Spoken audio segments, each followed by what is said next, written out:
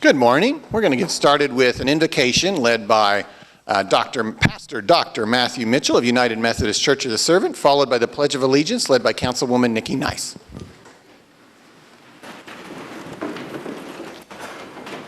Let us pray. Gracious and loving Lord, we come from near and far today to be with one another. And today I pray over our great city.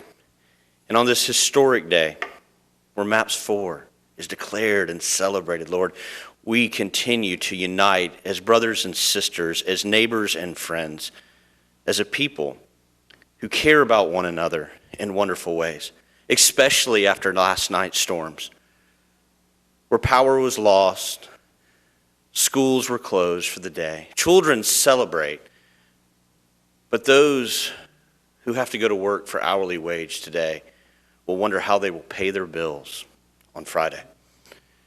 The waiters and the waitresses who do not receive tips this morning wonder how will they provide for their children this evening.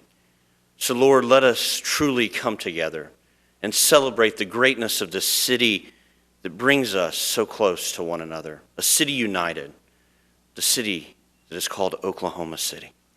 Lord, thank you for this day, and thank you for the work that is before this important body of people. Lord, do not let them shrink from the tasks that are before them, but Lord, give them the strength, the endurance, the steadfast love, perseverance, perspective, and hope to lead this great city. We ask all in this in the name above all names, the Lord God Almighty. Amen. Let us join together. I pledge allegiance to the flag of the United States of America and to the republic for which it stands, one nation, under God, indivisible, with liberty and justice for all.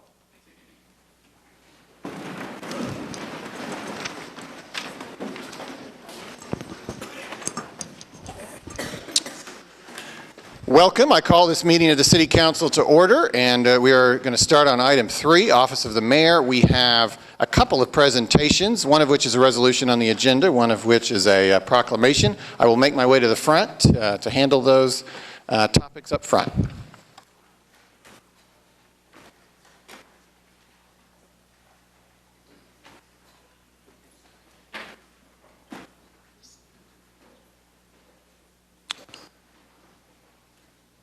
Christina, you want to join me up here? So Christina is unexpectedly has a day off today.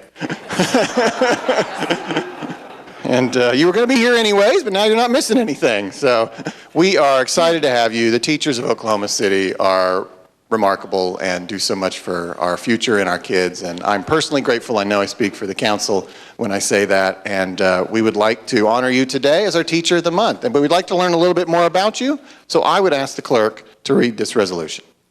Whereas Christina Kirk has been named Teacher of the Month for August 2019 by the Oklahoma City Public Schools and Rotary Club of Oklahoma City.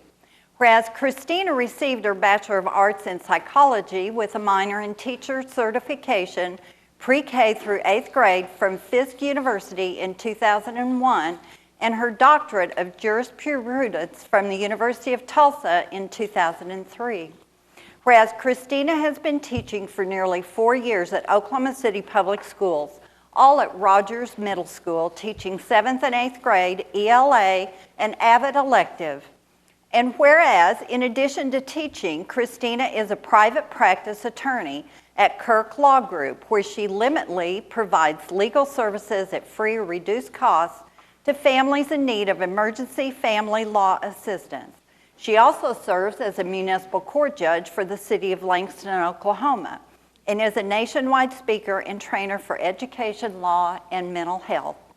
Whereas Christina proudly serves the community as founder and dean of Prep University, Prep U, a not-for-profit college preparatory and mentoring program. Prep U, founded in 2009, is currently available to serve female youth in 6th through 12th grades in the Oklahoma City area, teaching social, academic, physical, and mental well-being and ACT, SAT prep. Whereas in addition to her administrative role at Prep U, Christina personally mentors several participants, ensuring that all students have access to quality information about college admissions and scholarships is extremely important to Christina. Christina considers her greatest contribution to education as being the relationship that she builds and cultivates with each student. Her guiding life principle is to be the someone else, the person she needed when she was growing up, a principle she witnessed firsthand from one of her elementary school teachers. Christina believes that when a child is whole, any barriers to learning fall away, and the child soars, and that unity in all aspects of education is the key for education to beam in a positive direction. Whereas Christina was selected as Oklahoma City Public Schools Teacher of the Year for 2019 at the recognition event held in May. Now therefore be it resolved by the Mayor and Council of the City of Oklahoma City that they do hereby recognize and commend Christina Kirk on her selection as the August 2019 Teacher of the Month by the Oklahoma City Public Schools and the Rotary Club of Oklahoma City. Well, I think I speak for the room when I say, wow.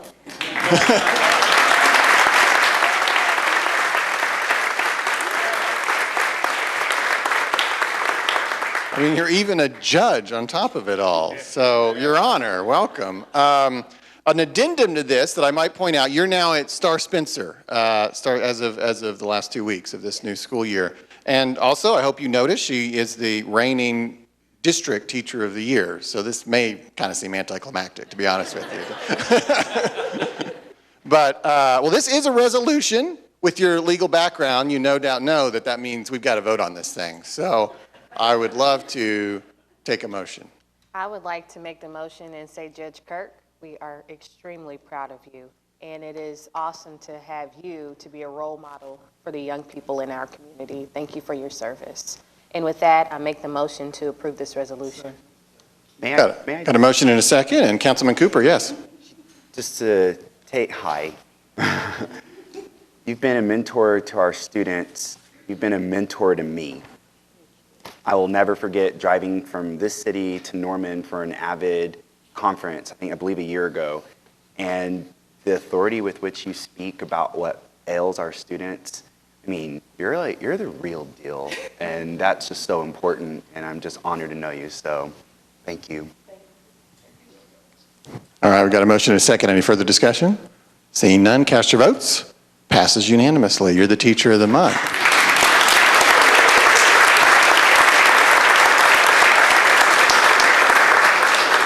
It looks like you're prepared to say a few words. They kind of told me I was supposed to.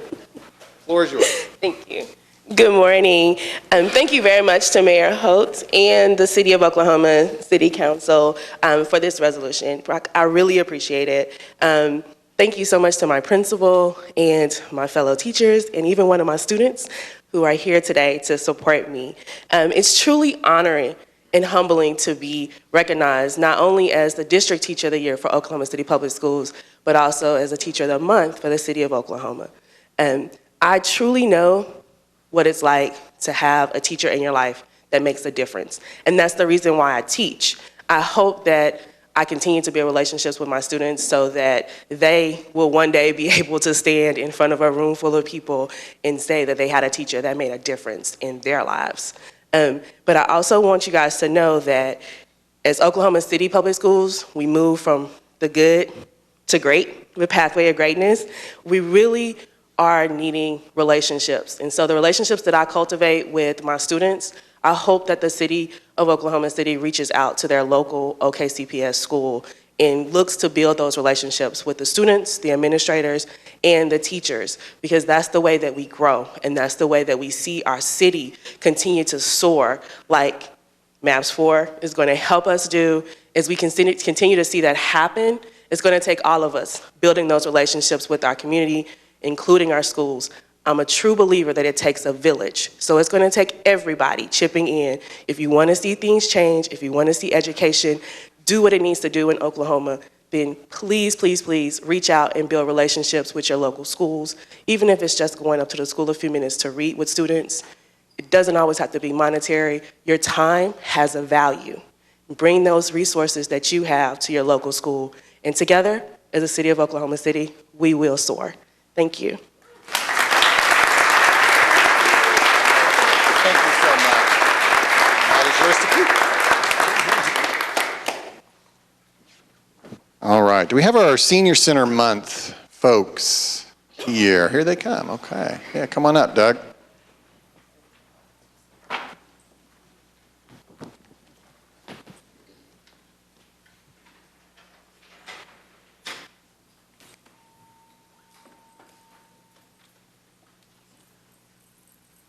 Look out, Greg.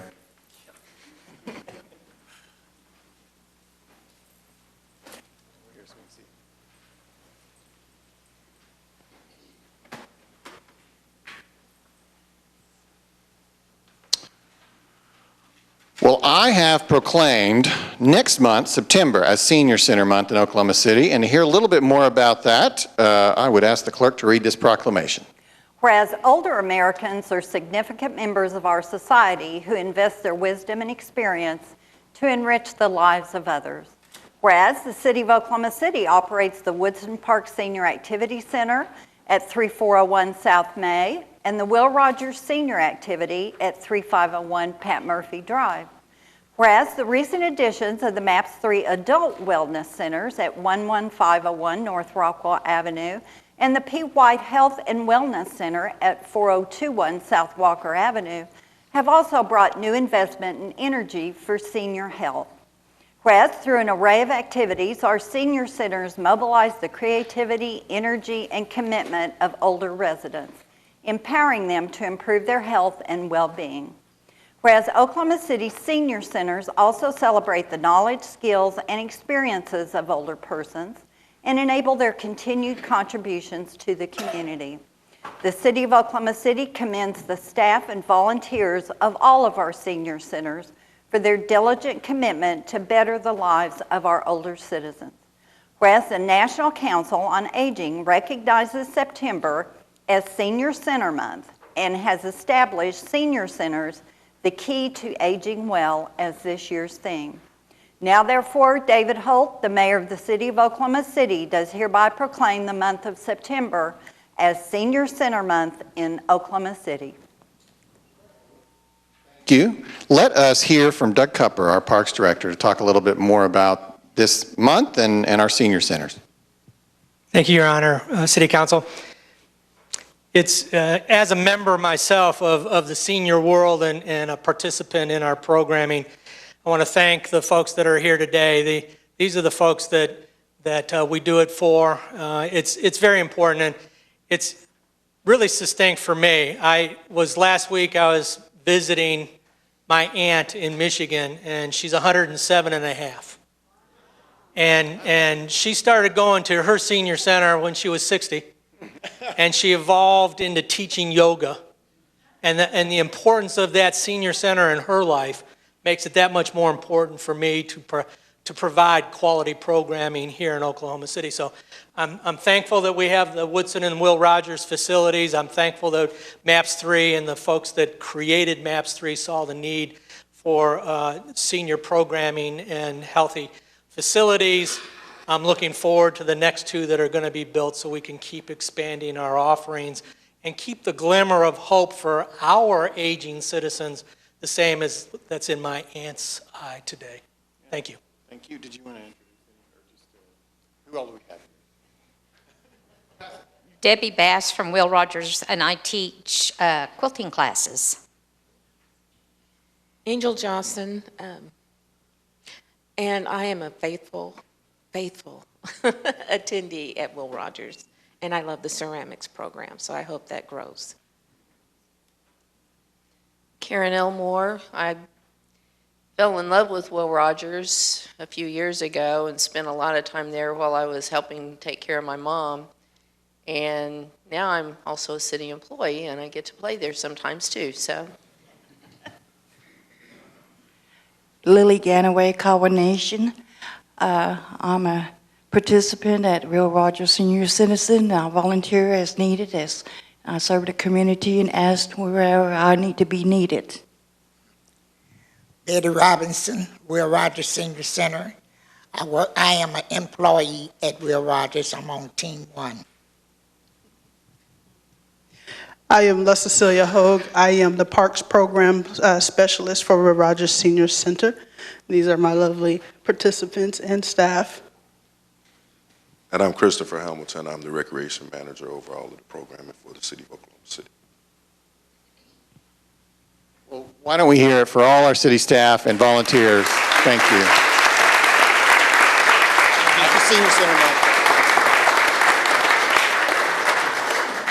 All right, I'll make my way back to my chair.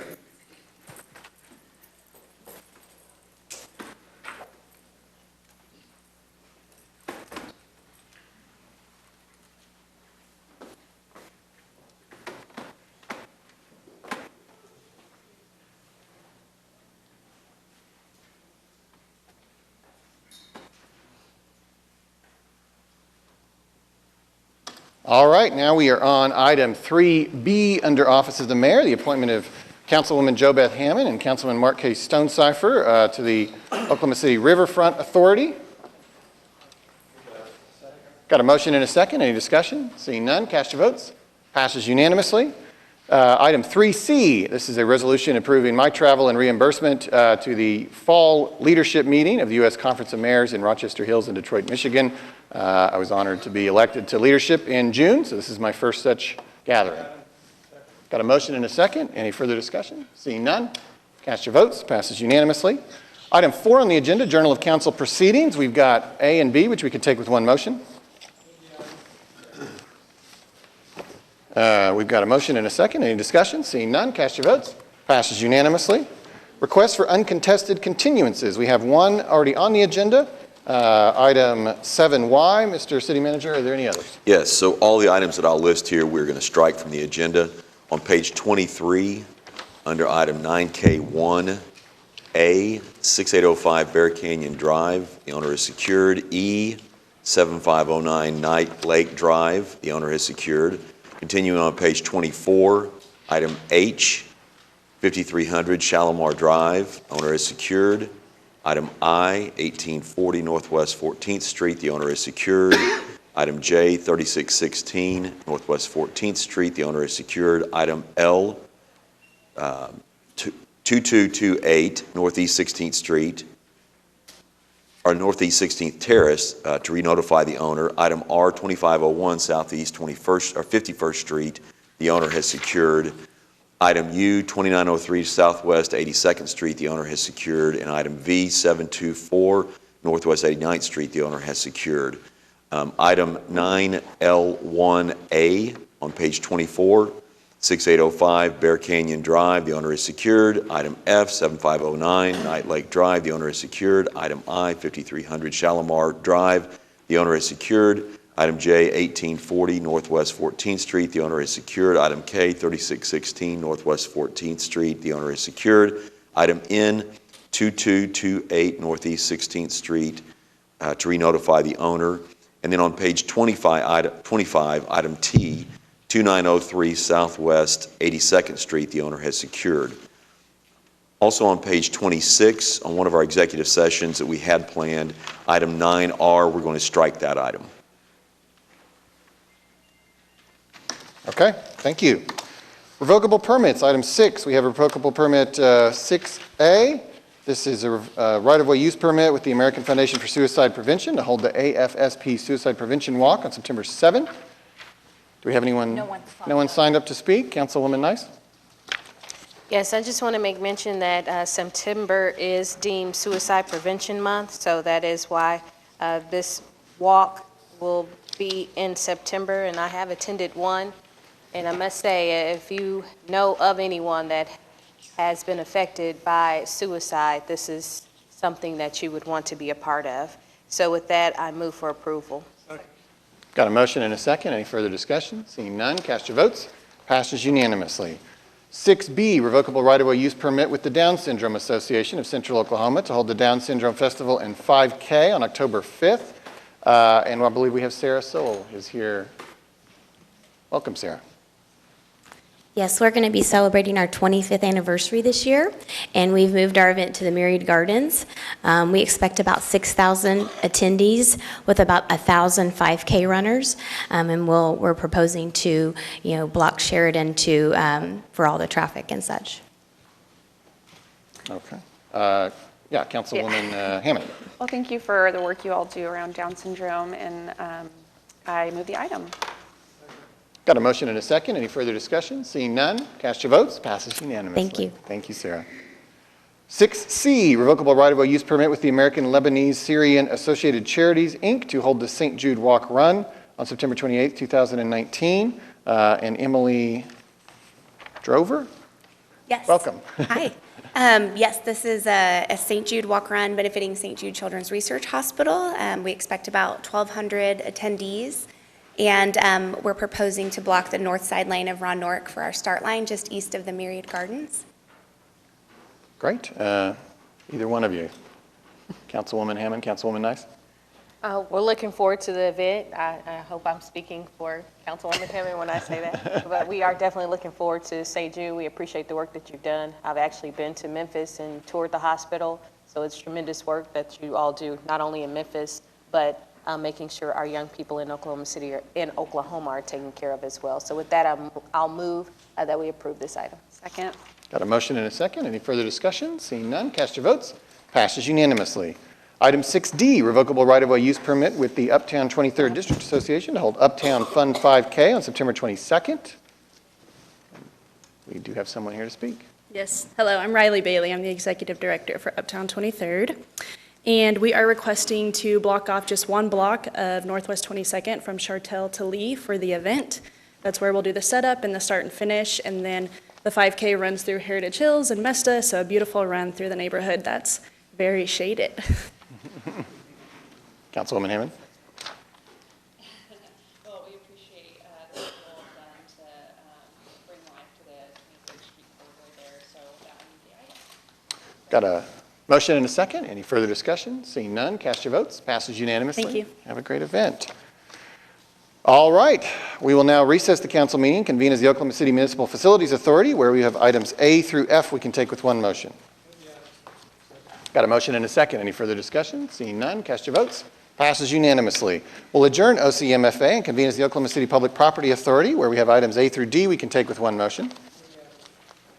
Got a motion and a second. Any further discussion? Seeing none, cast your votes. Passes unanimously. We'll adjourn OCPPA and convene as the Oklahoma City Environmental Assistance Trust, where we only have claims and payroll, which arguably doesn't need a vote, but we're going to do it anyways. Does anybody have a motion? Got a motion and a second. Any further discussion? Seeing none, cast your votes. Passes unanimously. We'll adjourn the Oklahoma City Environmental Assistance Trust and reconvene as the council, where we find ourselves on page 4 of your printed agenda, item 7, the consent docket. And I know we have a presentation for item S, and that's it, right? Yep. Is there anything else that anybody else wants to discuss? I need to pull P for a separate vote. There's grant money related to my primary employment. Got it. We'll take care of that and let you know at the time. James, you had something? Yes. 7AC1, not for a separate vote, but just for discussion. The Stockyards. 7A. Is that right? You mean C1, got it. Did I say something different? Got it. Okay. Cool. Anything else? AC. Oh, AC. Got it. 7AA. I just have a question about that one. Okay, got it. AH. Okay. Anything else? Okay, we'll take them. And there's a, wait, what is that, 7B? V. Okay. Okay, well, we'll take them in order then. So that means, well, want to go ahead and, why don't we handle P then? Why don't we just knock that out? We'll pause for a moment. Can we just move the item single? Yeah, just moving that item by itself. All right, I'll move item P as a single item. Got a motion and a second. Any discussion? Seeing none, cast your votes. Passes unanimously. We will now move on to item V, which actually has a citizen who signed up to speak. So this is 7V and Nicholas White. Nicholas, if you wouldn't mind saying your name and address and keeping your comments to less than 3 minutes. Good morning. My name is Nicholas White, and address is 118 Northwest 8th, Oklahoma City. I am one of the co-owners of Vanessa House Beer Company, and I just came to express some of the concerns we have about this project. It has been delayed several times. The latest timeline we have received is completion in spring 2020, and it has been going on since April of this year. And it has affected our business tremendously, and we are a relatively new business to Oklahoma City. And we have seen a significant impact on our sales as well as our pedestrian count that's gone through in the district. The foot count has gone down 43% since this foot traffic count, since this project started, and it was up 23% before the work started. So we just wanted to express that it has been delayed several times and it's continued to drag out, and we have some concerns about about this project, and we would like for something to be done about it. That's basically all I have to say. Well, and I think specifically what I think they're speaking to is that the contractor involved in this item, there is a contractor involved in this item that is the contractor working on that project. That's correct. So. Yes. So I guess the question I have is, what is your business? We are a local brewery. And then what are your hours of operation? Our hours of operation are 3 p.m. to 10 p.m. Monday through Thursday. And how can we get there on foot? Just after this, just jump in the truck. I'll take you right over. So does this item on the agenda relate to that project or just the same construction company? The same contractor. Okay. Do we want to hear Eric's here? We need an update on where we are.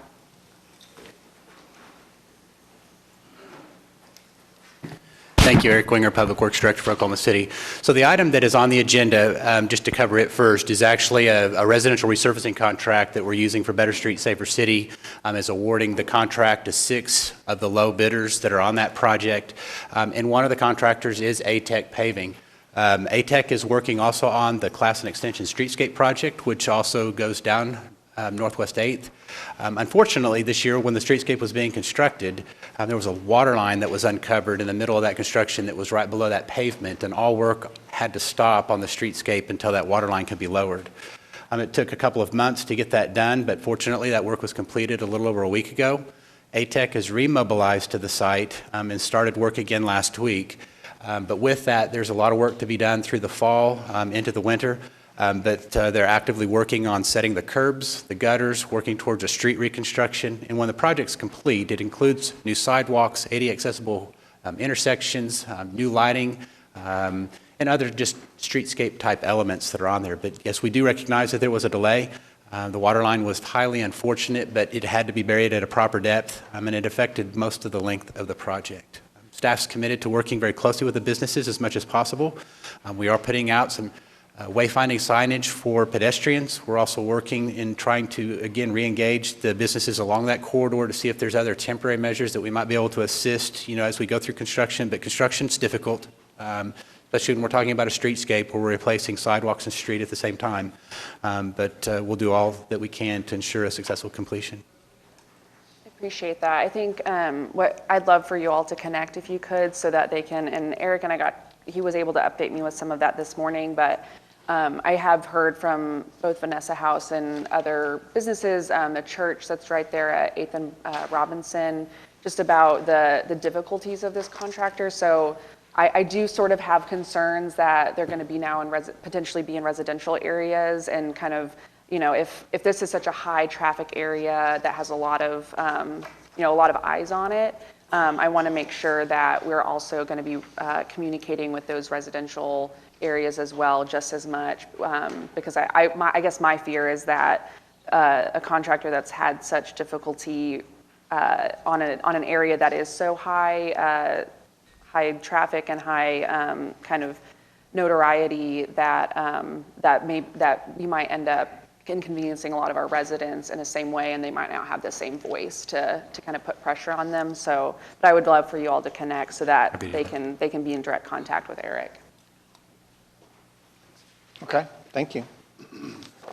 I got a little ahead of myself a minute ago. We have a presentation at item 7S. So this is the resolution proposing the creation of the Uptown 23rd Business Improvement and Special Services District. Yes, and we have the Executive Director for Uptown 23rd, Riley Bailey, here to make some comments. And we have one of their board members, I think, with us as well.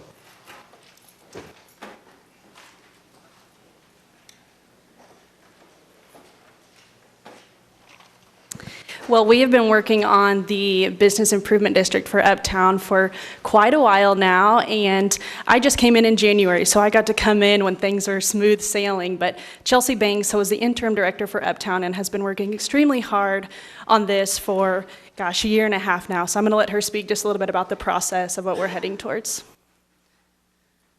Hi guys, I'm Chelsea Banks. As Riley mentioned, I was working with the Uptown District Association before she came on board, and one of our big priorities for the District Association was looking towards becoming a business improvement district. This is something that the Uptown District Association Board has been considering for at least, I would say probably 3 or so years. We just haven't quite had the capacity to pursue it.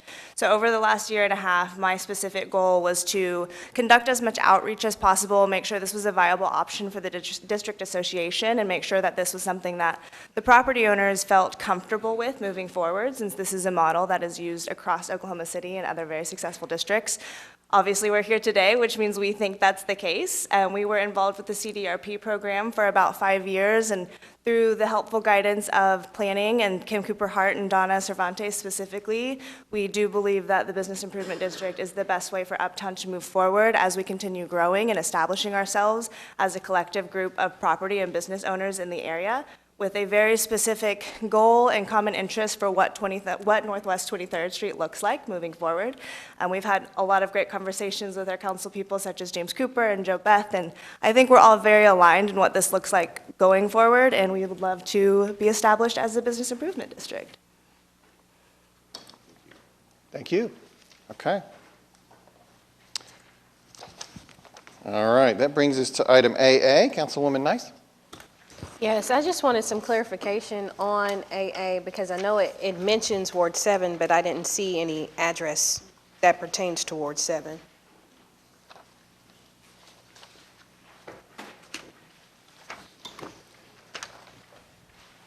I'm not sure who can answer that. Eric is going to. Okay, He's finding it right now and heading this way. I appreciate it.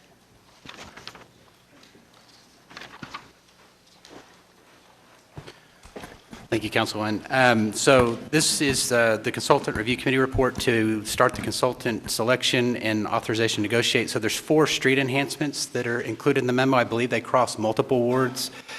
So I think for probably Ward 7,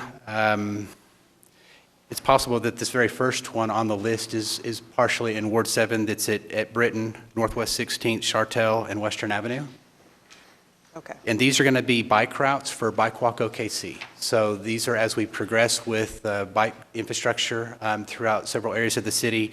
We're going to be crossing multiple wards as we complete that plan. Okay. There may be others on the list too, but I think this was staff's attempt to make sure that we were including all the wards that might have a portion of the bike route on any one of the 4 locations on the memo. Is it possible for after this you actually show me exactly on Britton where this is going to be? So I would be happy to. I think I may also engage planning with the bike walk plan to show where those are in that plan, but I'm happy to do that. Appreciate you. Thank you. All right. That brings us to item 7AC1. Councilman Cooper. I'm excited for you.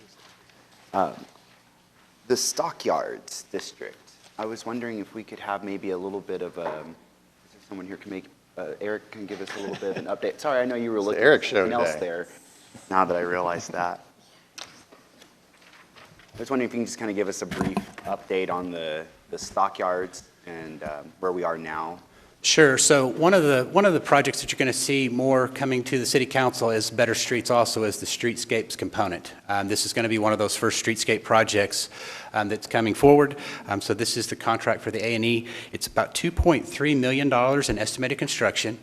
This is the very first part of the process. So as we start to engage the consulting engineers, public meetings will be scheduled. We're going to have invitations to make sure that we are collecting information and organizing all the needs of the district.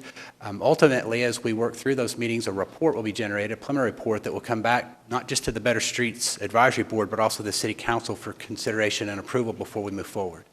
Some of the elements that could be included on here, it could be anything from paving, lighting, pedestrian upgrades, streetscape type elements that are going to be of the benefit of Stockyards. So not knowing what those are today, the community meetings will help us understand that a lot better.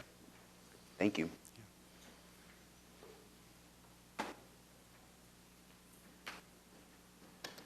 Okay, thank you. Item AH, Councilman Griner. Yeah, this is a joint project between ODOT and the city for bike route lanes and sidewalks along Northwest 36th Street, just west of Lake Overholser. And I think it's a really good project. It actually is going to, because Yukon has already built bike lanes and a trail that will connect to this whenever we make this connection along 36th. And I know I mention it every time something like this comes up, but the west side of Lake Overholser still doesn't have a trail, and I think it certainly needs to, because right now this trail or this bike lane is going to connect to the street and not another bike lane. It makes a lot more sense for there to be a multi-use trail there. So, and it needs to be funded either through MAPS 3 funds, the Better Street Safer City funds, something, it needs to be done. The construction for this trail is supposed to happen next year. Okay, thank you. As you know, we have the introduction of planning cases on the consent docket. We usually don't discuss them until the next stage, but we did have someone who signed up to speak on one of those introduced planning cases, item 7H8, Bill Hickman. He's outside. Does anyone see a gentleman leaping into action? Okay, we're going to move on then. Well, that concludes all of the items that anyone wished to speak about. We don't have a motion on the table, but we could get one. I'll move the consent item. Okay. Got a motion and a second. So this is to move the items, save the one that was stricken earlier, and save the one that was already approved. Any more discussion? Seeing none, cast your votes. Passes unanimously. That brings us to the concurrence docket. We have items A through L we could take with one motion. Got a motion and a second. Any further discussion? Seeing none, cast your votes. Passes unanimously. This brings us to items requiring separate votes, and I don't believe we're going to what? Okay. Well, it'll be considered. Oh, hi, Bill. Your item has already been approved, but not really. It's just the introduction, and it'll be at the next meeting. Correct. First reading is a good way to put it, yes. Okay. For those who are here for MAPS, I want to let you know that after we get through the planning cases, and I don't think there's a lot of controversy there, we're going to go ahead, and this is notice to the council as well, I think out of respect to everybody who's here, we're going to go ahead and pull up all the MAPS issues, but let's get through just the zoning stuff real quick. So we're on item 9A, items requiring separate votes. 9A1 is at North Council Road going from R1 to O2. Councilman Stonecipher. Thank you, Your Honor. This is an ordinance on final hearing, as you said, for development of an office piece of property. And the Planning Commission recommended approval. There were no protests, so I'd move for approval of the item. I've got nothing to say. Okay. Motion to approve. I step down. All right. Got a motion and a second. Any further discussion? Seeing none, cast your votes. Passes unanimously. Thank you. 9A2, 4025 Southeast 59th, going from SPUD 260 to SPUD 1128. Councilman Stone. Thank you, Mayor. Francis, has anyone signed up to speak on this item? I'll go ahead and jump in and say no one has signed up to speak on any zoning case. Thank you for the clarification there. Received unanimous Planning Commission approval, so I would move for approval. Got a motion and a second. Any further discussion? Seeing none, cast your votes. Passes unanimously. 9A3, 11311 Southwest 44th, going from PUD 1384 to SPUD 1129. Councilman McAtee. Thank you, Your Honor. Is the applicant present? If you would come forward and just explain to the council exactly what this project is, I'd appreciate it.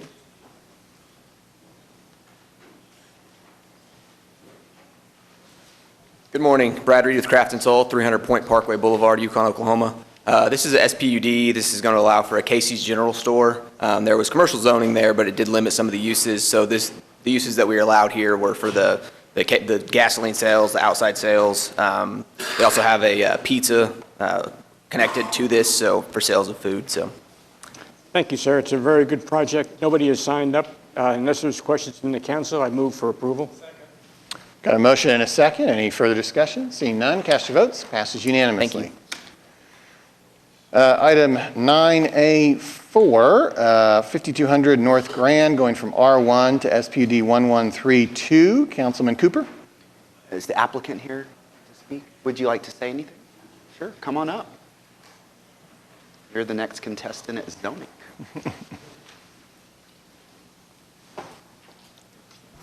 Hello, my name is Rez Najmi. I'm with 4108 Northwest 143rd Street. We are the applicants on this project. This was an ODOT parcel which came up for auction, and after purchase it was established that when ODOT first bought it, this entire area was R1, and so it reverted back to R1 zoning.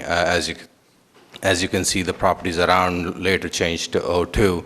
So we were advised to go with the planning staff to go with the SPUD for an O2-based zoning, so we could put some office buildings on here, and that was the reason for this change. Thank you. Got a motion and a second. Any further discussion? Seeing none, cast your votes. Passes unanimously. Item 9B is an ordinance on final hearing that was recommended for approval, changing the name of East California line between Joe Carter and Charlie Christian to Kings of Leon Lane. The applicant is the city of Oklahoma City at my request. So, Councilman Nice, do you mind if I speak for the applicant? You can, but I'll have comments after you speak. Okay. Well, David Holt for the applicant. And the only thing I think I take credit for in the Cornett administration as his chief of staff was the creation about 10 years ago of several musical namings. And we did Vince Gill, we did Charlie Christian, we did Flaming Lips, and then a couple years later when she was inducted into the Rock and Roll Hall of Fame, we did Wanda Jackson. So we certainly have a precedent for it, and through the years people have talked to me about Kings of Leon getting the same honor. They have Oklahoma City roots. They have shown obviously a passion for Oklahoma City through the years. A few years ago they came back and orchestrated a benefit concert at Chesapeake Arena for victims of a tornado. And of course, they're opening our park at the end of September. And so it seemed like an apt time to pursue this. This wasn't my first rodeo, so in the process of it, I consulted with Councilwoman Nice, and I talked to the property owners who all approved, because it would change the address of the Bricktown Event Center, but they actually thought that was cool. And it's also a stub street, meaning that it dead ends at both ends. It's really only like a couple hundred yards long, so it doesn't cause any great confusion. And with that, it was approved by the Planning Commission unanimously. And I guess I'll turn it back over to the council member. Thank you. Now we're between Rock. So Rock is going to sit between jazz and baseball. But I'll say this. Because of the times, which is a song, only by the night, California Avenue is waiting. So wait for me in September for Scissortail Park. Those are all songs by Kings of Leon. Nice. You didn't think I was going to do that. So with that, I say, why not?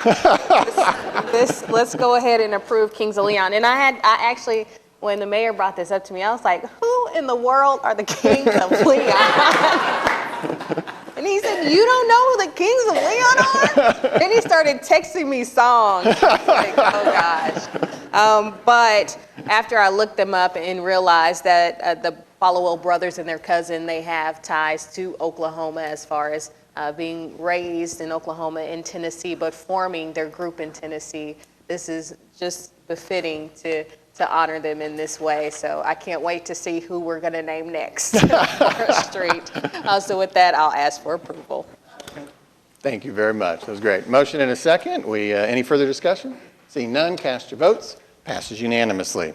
You all are invited to the dedication the morning of September 27th. We'll get planning on that now.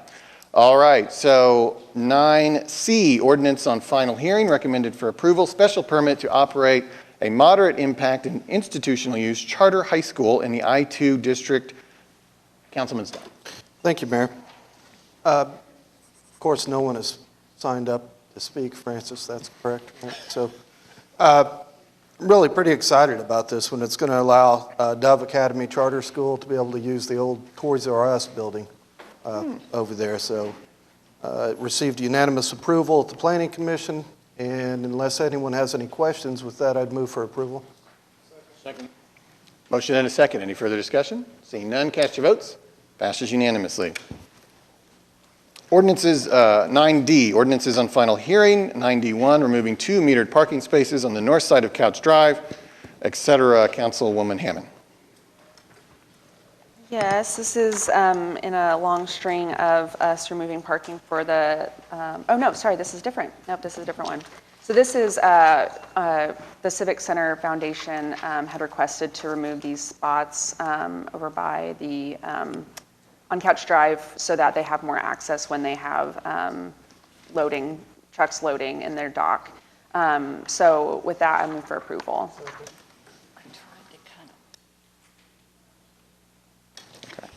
All right, we've got a motion and a second. Any further discussion? Seeing none, cast your votes. Passes unanimously.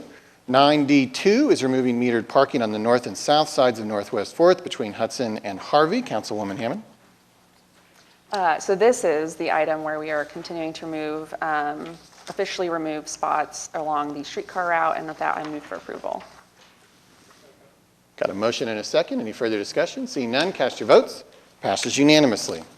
That concludes our planning cases, and as I previewed a moment ago, I think it's best to go ahead and in respect to everybody who's here, we'll come back to everything else that I'm about to skip, but we're going to go ahead and move up in the agenda to item 9U. 9U, V, W, and X are all relative to the potential call for an election regarding maps 4, and 9U is probably the most interesting of the 4 items in that it is the resolution of intent of the Mayor and Council of the City of Oklahoma City setting forth a new MAPS program to be known as MAPS 4. I'll just say a couple words of introduction. I think this is the most read resolution in the history of city government probably, so I don't think I need to belabor it, but I will say that I'm very pleased that ultimately we were able to develop potentially something here that is inclusive of lots of different interests in our community. It is an 8-year tax, estimated to raise $978 million, and ultimately included all the things that were scheduled to be presented this summer: parks, youth centers, senior wellness centers, mental health and addiction, family justice center operated by Palomar, transit, sidewalks, bike lanes, trails, and streetlights, homelessness, Chesapeake Energy Arena and related facilities, animal shelter, Fairgrounds Coliseum, diversion hub, innovation district, Freedom Center and Clara Looper Civil Rights Center, beautification, and a multi-purpose stadium. It really does, I think, cover so many desires of the public that I've heard over this past year in this incredibly inclusive process that we've had. And I think this is an ideal culmination of the 26 hours we spent here talking about this over the summer. And I'm particularly pleased that even though it meets a broad spectrum of needs, I think from the very beginning I've accentuated the need to focus the bulk of the dollars on neighborhood and human needs, and I think that's what we do here. With that, I think the best way to organize this is maybe to go, I'm going to guess everybody's going to have something to say. So maybe to go around the horseshoe, and then we've got quite a few people who've signed up to speak. So we'll start with, okay, fair enough. Councilman Cooper? Okay. Yeah. Well, I know, but I do. Of course I do. I just wanted to read a brief excerpt from Boomtown about, and I think this will sum up for me why I've come to the conclusions I have about MAPS 4. This is a recent history, recently written history of our city. And the author, Sam Anderson, a New York Times journalist, writes as follows. As I explored Oklahoma City, I got into the habit of asking the people I met, architects, journalists, historians, policemen, athletes, planners, to show me around their OKC. It's such a big and disconnected place. Eventually, I figured I'd be able to overlay all these different maps to start to understand how the many worlds inside the city related to one another. Early on, I drove around the city with a rapper and activist named J.B. Williams. He was polite, but also bluntly honest, acknowledging the city's failures while declaring, almost in spite of himself, his love for the city. He moved constantly as a kid, so he knew the whole city. And to drive with him was to see an entirely different OKC from the one I'd been shown on my official city-sanctioned tours. It was like seeing the place under an ultraviolet light. He pointed out neighborhoods that were excluded from all the tourist maps, places I'd passed by hundreds of times without even thinking to look. We drove through the North Highlands, right next to the super-rich enclave of Nichols Hills. And although it looked to me like any other suburb, JB said it was one of the poorest places in Oklahoma City. Gang territory. And as we drove, he kept pointing out red cars, which he said meant allegiance to the Bloods. We passed apartment complexes that had recently been fixed up and given fancy names like Heritage Pointe. But JB said, don't be fooled. Those places were bad. So bad you wouldn't want to go in them unless you had family there. Every thriving section of OKC seemed to have some secret pocket of misfortune attached to it. 1 or 2 blocks off, places that were immune to booms and somehow extra vulnerable to bust. We drove through Deep Deuce, an area called Parker Estates. We drove past farms, woods, empty lots, abandoned strip malls, and vast stretches that looked like untouched prairie. JB knew it all. What's this neighborhood called, I asked at one point, in what seemed like the middle of nowhere. I don't think this really has a name, JB said. We would probably just call it the East Side. But the East Side seemed to be everywhere. There's a lot of East Side, I said. Exactly, he said. The city's white neighborhoods had in recent years been lovingly divided into distinct microhoods. You couldn't go 3 blocks without encountering a sign: Automobile Alley, Midtown, Heritage Hills, Mesta Park, the Plaza District, the Paseo. And yet large portions of the East Side, which dwarfed all these neighborhoods geographically, remained untrendy and unlabeled. Even to those who knew it best, much of it was simply referred to as the East Side. $700 million of this maps is going to go to our neighborhoods and into the human needs that have for too long kept too many of our people from access to education, to healthcare, to pharmacies, to a better quality of life. Working with Councilwoman Hammond and with 2 citizens of this city who are not with the city government, and then 2 members of our planning department, we were able to craft a sidewalk and bike plan that is going to continue reconnecting our city. The stuff that we began with maps 25 years ago, the stuff that we really put into hyperspeed with Better Street, Safer City in 2017. And part of our proposal said it's time to invest in the East Side too. It's way past time. And now we have said that the Clara Looper corridor will actually have placemaking. We will honor the history of the first person in America to desegregate our city nonviolently. It would be, as you know, 6 more years before the federal government would step up to pass laws in the Civil Rights Act that would make it illegal to discriminate on the color of our skin, where we could shop, where we could live, where we could eat, where we could have community. In this maps will be a Clara Looper Freedom Center to honor that history. In this maps will include North Highlands neighborhood, and I found that just this morning looking in here, where JB spoke about parts of our city left behind. Well, one of the areas that our working group targeted for investment in these historic districts is not just Clara Looper corridor, but old downtown Britain. That too will now have placemaking. Capitol Hill will have investments in placemaking. The Stockyards will have investments in placemaking.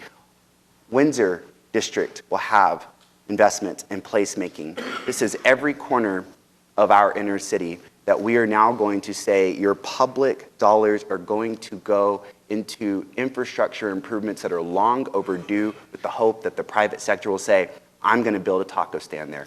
I'm going to build a coffee shop there. I'm going to build a clothing store there. I'm going to put a bookstore there.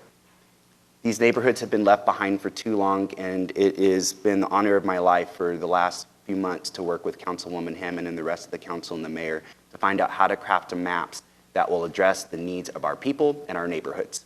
Are there things in this maps that I do not like? You betcha. But those things pale in comparison to the things I know they're about to improve the hearts and the minds and the bodies and the existence of our people. That is a lot to say, but it must be said. And so I did.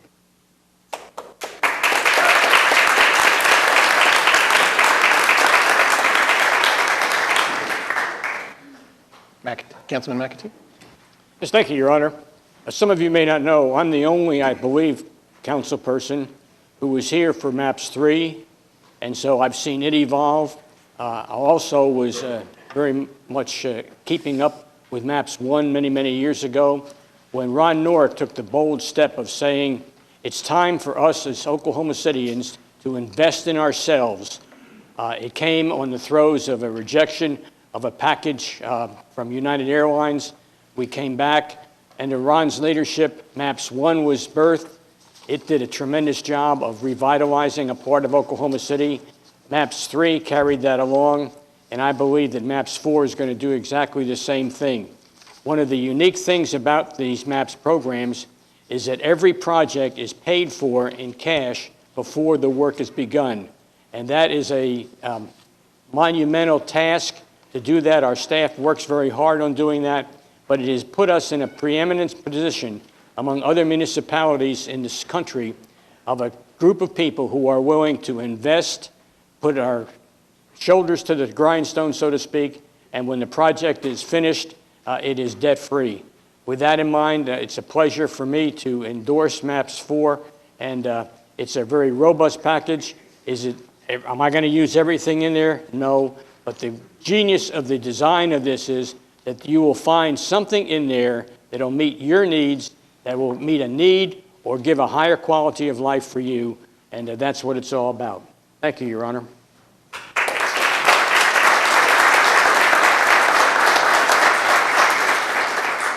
Councilman Stone? Thank you, Mayor. I am, overall, I'm extremely proud of this package that we've been able to cobble together. And I really appreciate your leadership in helping bring all that together. I mean, we all come from different areas of the city. We all have different interests. Like Councilman Cooper, are there parts of this where I look at it and kind of shrug my shoulders? Yes, but overall, I think it's a fantastic package. I think it meets a lot of our needs. I think it's important to remember that a lot of the things in here aren't necessarily the end-all, fix-all. They're a beginning. When we talk about homelessness, when we talk about mental illness and things like that, these are a first step. It's a huge first step. It's a first step that I'm very proud of that we're making. But there'll be continued work to be done on it, no doubt. But it's, I think, a great first step for our city, and I'm just really proud of everyone's efforts on bringing it together. Thank you. Thank you.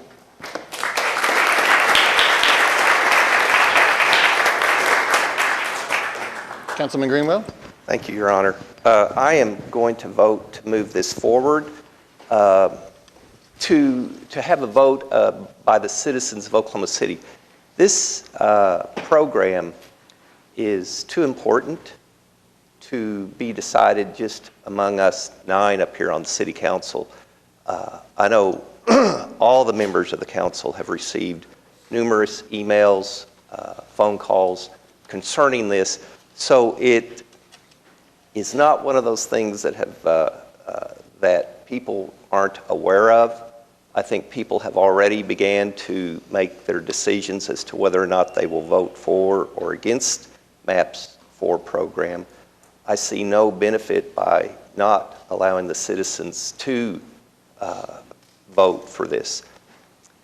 So I'm going to recommend that we move forward with it. I've got some concerns with some of the outside partners in the responses that have been received to date in terms of measurable, verifiable outcomes. Most of them have been underwhelming, with the exception of the one we received yesterday. So those areas need to be improved. I think one of the issues that we may need to consider is it appears that we predetermined who our partners would be in some situations. And that's not a normal process with any government entity. Normally, we request proposals. We present a project or an issue that we want to address, and we see who could come up with the best solution to address that. I don't think we did that in all the situations here. I think people had some ideas, they brought them forward. We said, yeah, we think that's an issue that needs to be addressed. We'll allow you to address that problem. If things don't change between now and December, I will withdraw my support and recommend that the voters, at least in Ward 5, not approve MAPS 4. That's how serious I think some of these deficiencies are. Another area that I have a concern with, and it falls back on the city. Going back to the early 90s when we had the very first MAPS project, we've always taken it upon ourselves, the citizens of Oklahoma City, to take on these projects individually in terms of the city. In several situations, other government entities are going to benefit financially, sometimes as much as 3 times the amount that we will benefit with the passage of these programs. I think between now and December, we need to begin to hold serious meetings with these other government entities to see how they can participate in the cost of these programs. Again, if they choose not to, another reason to advocate to vote no. But I'm optimistic. We've got 90 days. Both of these issues in terms of partnering with outside groups and working with other government entities have not been performed previously. I think it's a shortfall on the city's part with respect to MAPS 4, but I think it can also be made up. So I'm recommending that we move forward with the proposal, present it to the public, and see how it turns out. Thank you. Okay, thank you. Councilwoman Hammond? Yeah, I likewise have a number of concerns about the package as is. And I have a list here, and I'd like to speak to them primarily because, you know, when I hear people out in the public say they've been very grateful that we've had this transparent process of these public meetings, I think back on my experience for the past 4 months, and I think that's not been my experience. Because the numbers that I saw in April as far as what was sort of being projected as for inclusion in this package have only minutely changed based on the 4 public meetings that were held over the course of July and early August. And from what I can see, the numbers that have moved around are the numbers that are in what we might kind of term as like the neighborhood and human services bucket. So when I hear people say things like, well, you know, MAPS is a compromise, this is, you know, democracy is all compromise, it's hard for me to swallow that when I think about the fact that all of these needs that have been compromising for decades are the ones having to compromise more. And so what it feels like we're doing by putting this to the voters is asking people who have already done a lot of compromising to just say, can you just do it for a little bit longer? No, we'll do it better next time. We'll ask the people who have received the hands up over the past 20 years to pay in more next time. Particularly because, and I really appreciate that this is a debt-free program. I think that is wonderful for a city. But we have to rely on sales tax because of what the state has told us. And so that means that we are taxing everyday needs from across the city. And so we are regressively hurting the people, again, who are asking to compromise more. So again, my feelings of transparency have not, I don't feel like this has been, because the numbers that I saw and was sort of handed in April and May have changed only within that neighborhood and human services bucket. When I have the sense and feeling that some of the more attraction economy type of projects have other sources to fund their projects. My second concern is with the endowment piece of the package. I'm pretty skeptical, I guess, that we are going to see a 4% return on those investments. And in my mind, it seems like a poor use of taxpayer money to take $100 million, put it in a fund somewhere to minutely cover the operations of some parts of this package. When we say that well, it's 70-30, it's 70% of all of the neighborhood and human services. When I look at the numbers and I take the endowment numbers out of the parks, the Freedom Center, it will take us something like 60 years for those endowment funds, if they perform at that 4% level, to actually get those projects to 70%. So right now, I'm really seeing a 60-30-10 package. And that 10%, almost 11% is those endowments. So I don't see an opportunity to really back that up at this point, but I do want to say that because I really have concerns that if we don't say that out loud, that we're setting people up for expectations that the city is not going to be able to fulfill. My third concern is with the homelessness package and the affordable housing. Right now, our housing needs assessment for Oklahoma City says that we need 4,500 new units of affordable and workforce housing for people 60% of area median income. 60% of area median income and below starts at $30,000 and below. So people making $30,000 or less a year are having a really hard time accessing housing in our market as it currently stands. And in the package that's proposed, I heard numbers like 4,000. And I hear people in the community say, oh wow, we're gonna get 4,000 units of housing for this package. And I wanna kind of roll us back and just remind us that 3,000 of that is to rehab our current public housing, which is desperately needed because the federal government has not stepped in to take care of that infrastructure. But what is before us, it only adds about 1,300 new units for that 60% or below of area median income.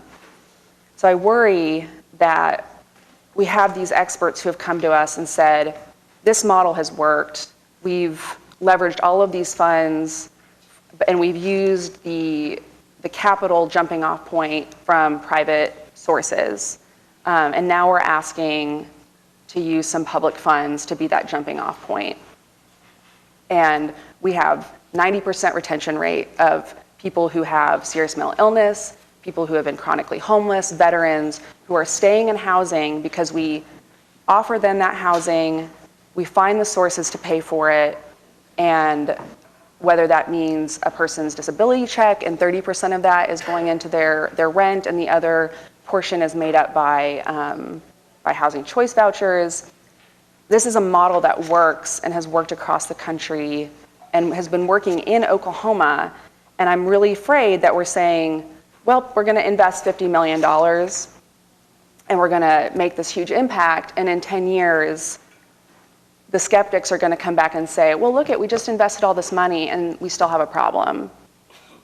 And they're going to say, well, it didn't work, let's stop investing. And we're going to be a Seattle, we're going to be a San Francisco, and all of the talk that we've done about how we can get ahead of this is just going to have all been empty words.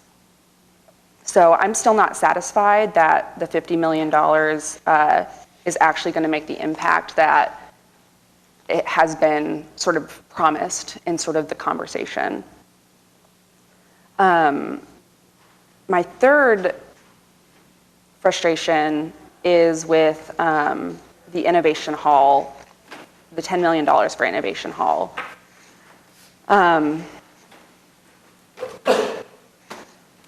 My understanding is that there have been other plans for that area that never needed MAPS money.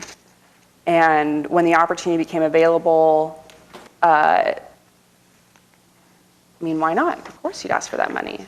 But my understanding is they have other sources to fund this project if they would like it. And that there are currently spaces in that area of the city that can be used for that type of project, and they're not being activated and they're not being utilized. So I have a difficult time saying, yes, I'm happy to give this group $10 million to build an innovation hall when we have no, speaking to Councilman Greenwell's concerns, no track record, measurable outcomes, or benchmarks to say that this is necessary. My other concern about the Innovation District package is if you have the resolution, it says the intent of the council is to allocate $25 million for connectivity in and around the Innovation District, including improvements to the Northeast 10th Street Bridge over I-235, as well as additional bridges over I-235 if funds allow. And when I express concerns about that $25 million for connectivity of one bridge, when the entire bike lane package for the entire city is $20 million, the inequity of that is difficult for me to swallow. And when we say if funds allow, I hear, well, of course they're going to use up all that money for the one bridge because that's what we get what we need for our community, our project. And so I'm really concerned about that if funds allow, because when we talk about neighborhoods and areas of the city being left behind, I-235 was an intentional tool to separate the east side from downtown, the Black community from downtown. It decimated neighborhoods. The area that the Innovation District is in and OU decimated neighborhoods. It is not a pretty history. And putting $25 million into one bridge across that interstate is not going to fix that history. It's not even going to begin to touch it. And so my feeling is that if funds allow language needs to be taken out of this, and that we need to say that $25 million is going to go to invest in infrastructure to improve connectivity between every single bridge along I-235 from 4th Street to 36th Street and connect those neighborhoods back to one another. Because right now you go across 36th Street under the I-235, you can't. I've biked across it. It is dangerous. It is unfriendly to people on foot. And of course, the Crown Heights neighborhood is never going to communicate with the neighborhood just east of I-235. So I would like to make a motion to strike the $10 million from Innovation Hall and reallocate that to the housing package. And I would like to make a motion to strike the if funds allow language from the Innovation District portion of this package. Can I take those one at a time? Yes. Okay, so the first one, I want to be very clear. So looking at the resolution, let's look at it together. Page 8. Page 8. You're describing the fourth paragraph under Innovation District, correct? I would say you're basically just saying strike that paragraph. And then back on page 7, I think you would just be changing 50 to 60. Yes, correct. And that's your first motion. Yes. Okay. Wait, I'm sorry, Mayor. You say strike that paragraph, but I just heard strike those 3 words from. Well, that's her second motion. We're going to get to that in a moment. Forgive me. We'll take those. All right, can you go over that one more time? Sure. So on page, her first motion is on page 8 under Innovation District. You go to the fourth paragraph that starts, "It is the intent of the council to further allocate $10 million." That entire paragraph would be struck. And then that $10 million would then appear on page 7 under homelessness. The 50 would become 60.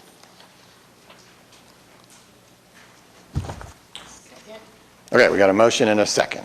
Is there any discussion? Yeah, there's a lot of discussion. Listen, I have some ideas too, but this is the package that was presented to us. If we start allowing individual changes, then I would say let's defer it, let everybody come back and start picking this apart, if that's what the council wants to do. Well, I don't know that that's what the council, I guess we'll find out here in a minute. I'm just saying I'm voting no. I mean, we have no choice but to vote on it, so I'm we'll voting no okay. against this amendment. And if we do these 2 changes, then I think every council person should have the opportunity to go back and then begin adjusting to their preferences, what they'd like to see. Thank you. I would add that if we're going to have another discussion, that it would be a discussion where there's more than just one person. So that way, we can actually have a discussion. If we're going to have 2 small groups of each, where we don't meet the quorum in order for us to have that discussion, I would love for us to be able to do that. But I think we must have transparency in this process behind once the presentation is over, for everyone and all of us to be able to discuss this openly and thoroughly. Councilman Stunsifer, and then I'll get over here. Just call the question. I'd like to vote on this. Okay. All right, why don't we vote then? Okay, so this motion is on page 8, elimination of the fourth paragraph regarding the Innovation Hall under Innovation District, and on page 7, increasing as a result the allocation to homelessness from 50 to 60. All right, we'll cast our votes. A vote yes is for the amendment that's just proposed. A vote no is against the amendment, retaining the resolution as it is now. All right, cast your votes. Fails 3-6. Okay. All right, your second motion is on page 8, the third paragraph. Correct. You want to delete "if funds allow." Correct. Can I ask you a question? Sure. The final sentence of that paragraph, I felt, clearly states that only half of that $25 million can be spent for that bridge, but the other half is to be spent on the connectivity to surrounding neighborhoods. Is it possible I wasn't clear in that? I still feel as though I love the idea of the connectivity to the neighborhoods from the Innovation District, but I do think that those east-west connections and to make a drop in the bucket to repair the damage that was done with the building of I-235, it needs to be that whatever the half of 25, I cannot do in my head right now. 12 and a half. Well, thank you. Needs to be to touch every single one of those connections. Mm-hmm. Okay, so maybe my follow-up question: by deleting "if funds allow," what are you saying exactly? I'm saying that it needs to be specifically defined that it will touch every single one. I see. I've got you. It'll touch more. more. I think when we say "if funds allow," it opens up room for us to say, well, there was no money to do that bridge. There's no money to do 4th Street, there's no money to do 13th, et cetera. Councilman But if there's no money, where does the money come from? The 12.5 million needs to be split up between all those bridges. Right now, we're saying that 10th Street Bridge could say, well, we used all the 12.5 million. There's no funds for the rest of them. So I'm arguing, I guess, that it needs to be 12.5 divided by however many bridges there are. That's the amount of money you get for that bridge. And whatever the subcommittee, the neighborhood around it gets the input to decide what that bridge looks like, what that connectivity looks like. But couldn't we go down this path on almost every single proposal in this? And I'm not questioning what you're saying, so when we talk about bike paths, Sure. right? I don't know how many bike paths Councilman Greenwell's get 0, okay. There is one on the south side, the far south side is getting an $8 million bike trail. There you go. So what I'm saying is, though, we could go down this path on, in my opinion, on Yes. every single one of these proposals, going, well, where exactly is my bike path going? Right. And I don't know that, I mean, we could work on this for 5 years, in my Sure. opinion, going. Absolutely. I mean, those are kind of undecideds that we set up the subcommittees to go in and say, here's what we think needs to happen to link those neighborhoods in there. But I'll say to her point, I think we are missing the mark because we have to be intentional about the equity piece when it comes to innovation in this innovation district, because we want to make sure that this situation, that the community being left behind and not involved in the process, it doesn't just go to innovation. We want to make sure intentionally with words that it says it will be spread throughout this innovation if that's what it's going to do. That's the only reason I believe that's why we want it to be defined as such. And I applaud that reason. I'm just saying, I mean, I see that as like part of my role as the councilman. Mm-hmm. If this thing gets approved, the voters approve it, part of my role as a councilman is to go back, look at these projects and say, and try to help steer them where I believe and fellow residents of Ward 4 believe it can do the most benefit. Yeah. Along with, we have the subcommittees that it goes through and the multiple committees that it goes through. That's kind of why I'm against your motion. No, I understand that, and I do believe, yes, there's absolutely the need for those subcommittees to be very active in the process. My fear is that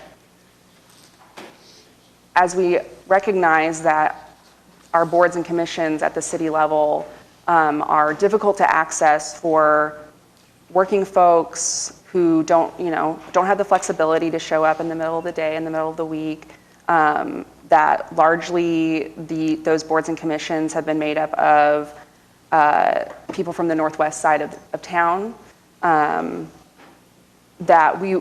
and as much intentionality as we might be able to bake into the subcommittees to make them equitable and make that representation truly there to hold something like this accountable, I fear that someone, potentially us, potentially this body might say, well, but it says if funds allow. So, sorry, but we spent it all.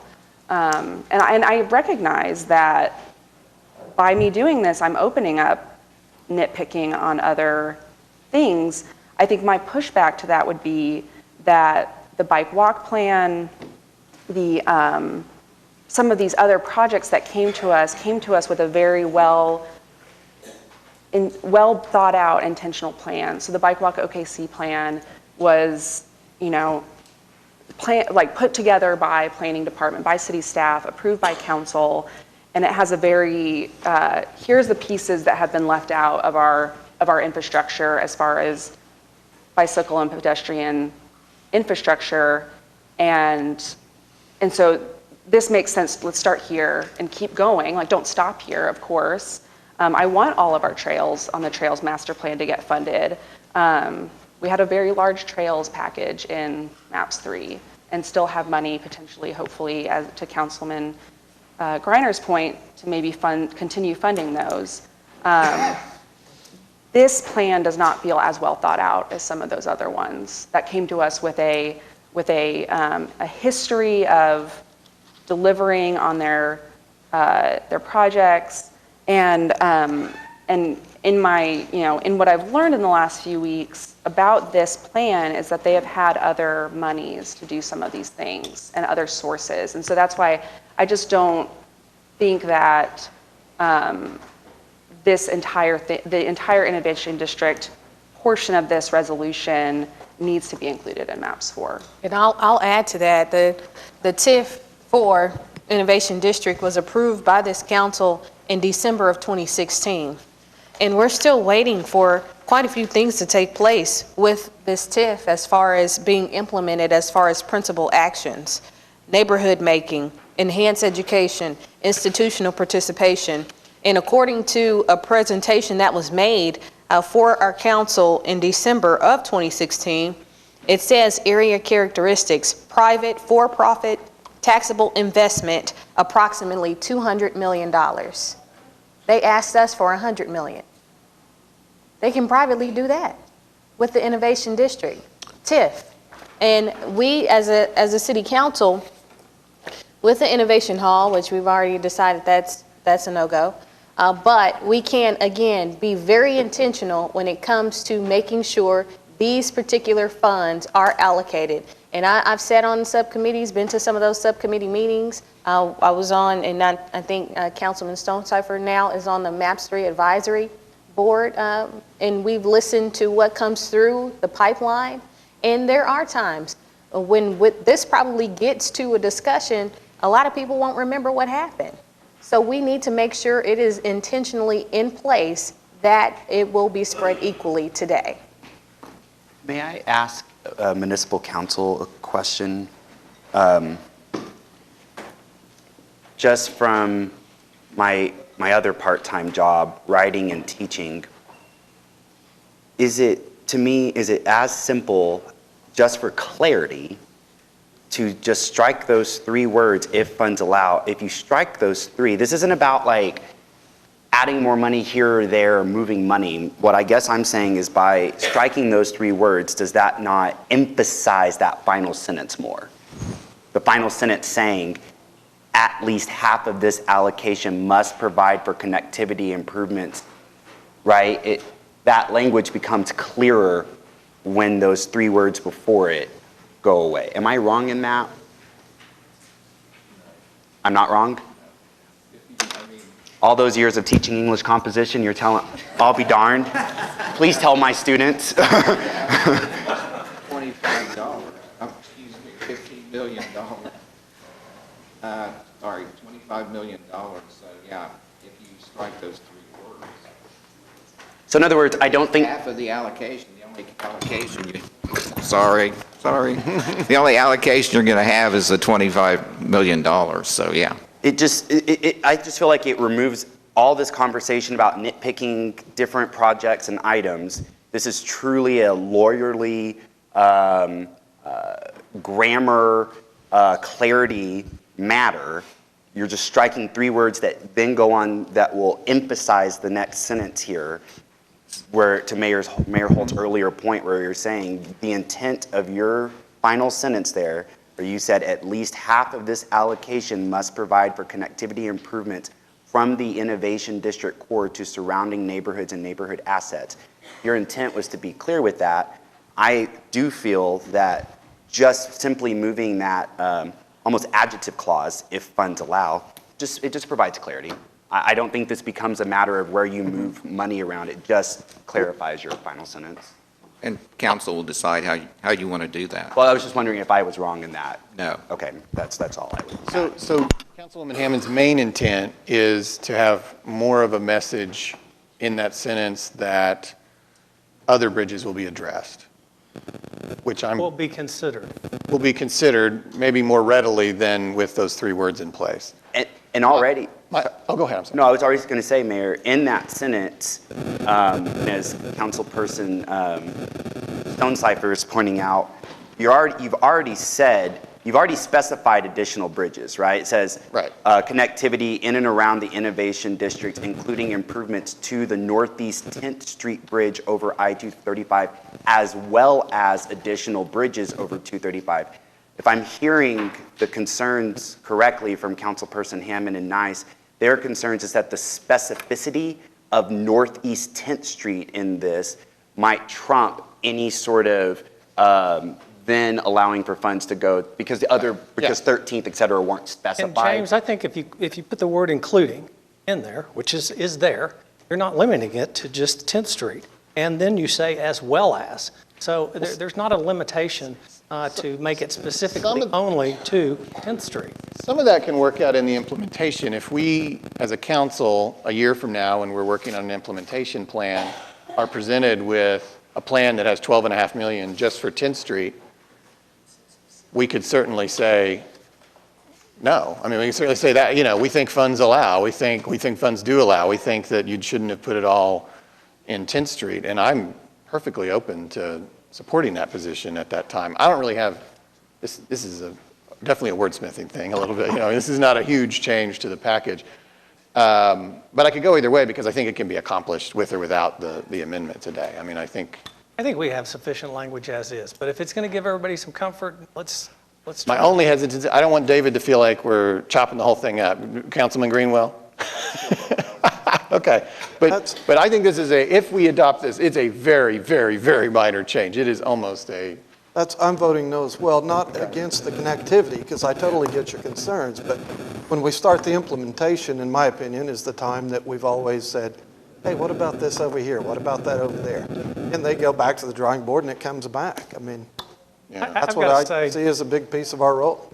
I got to say, too, I'm going to vote no.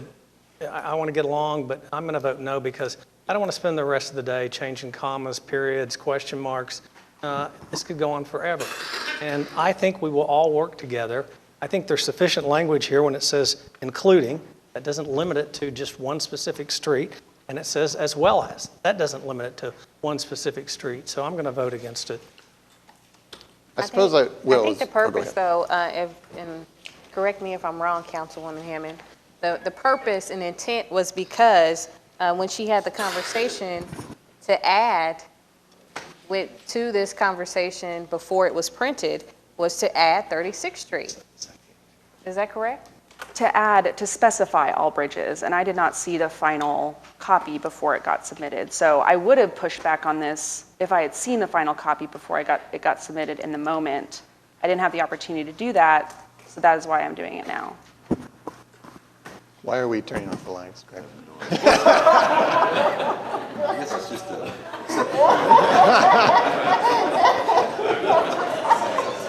Is someone, are those controls?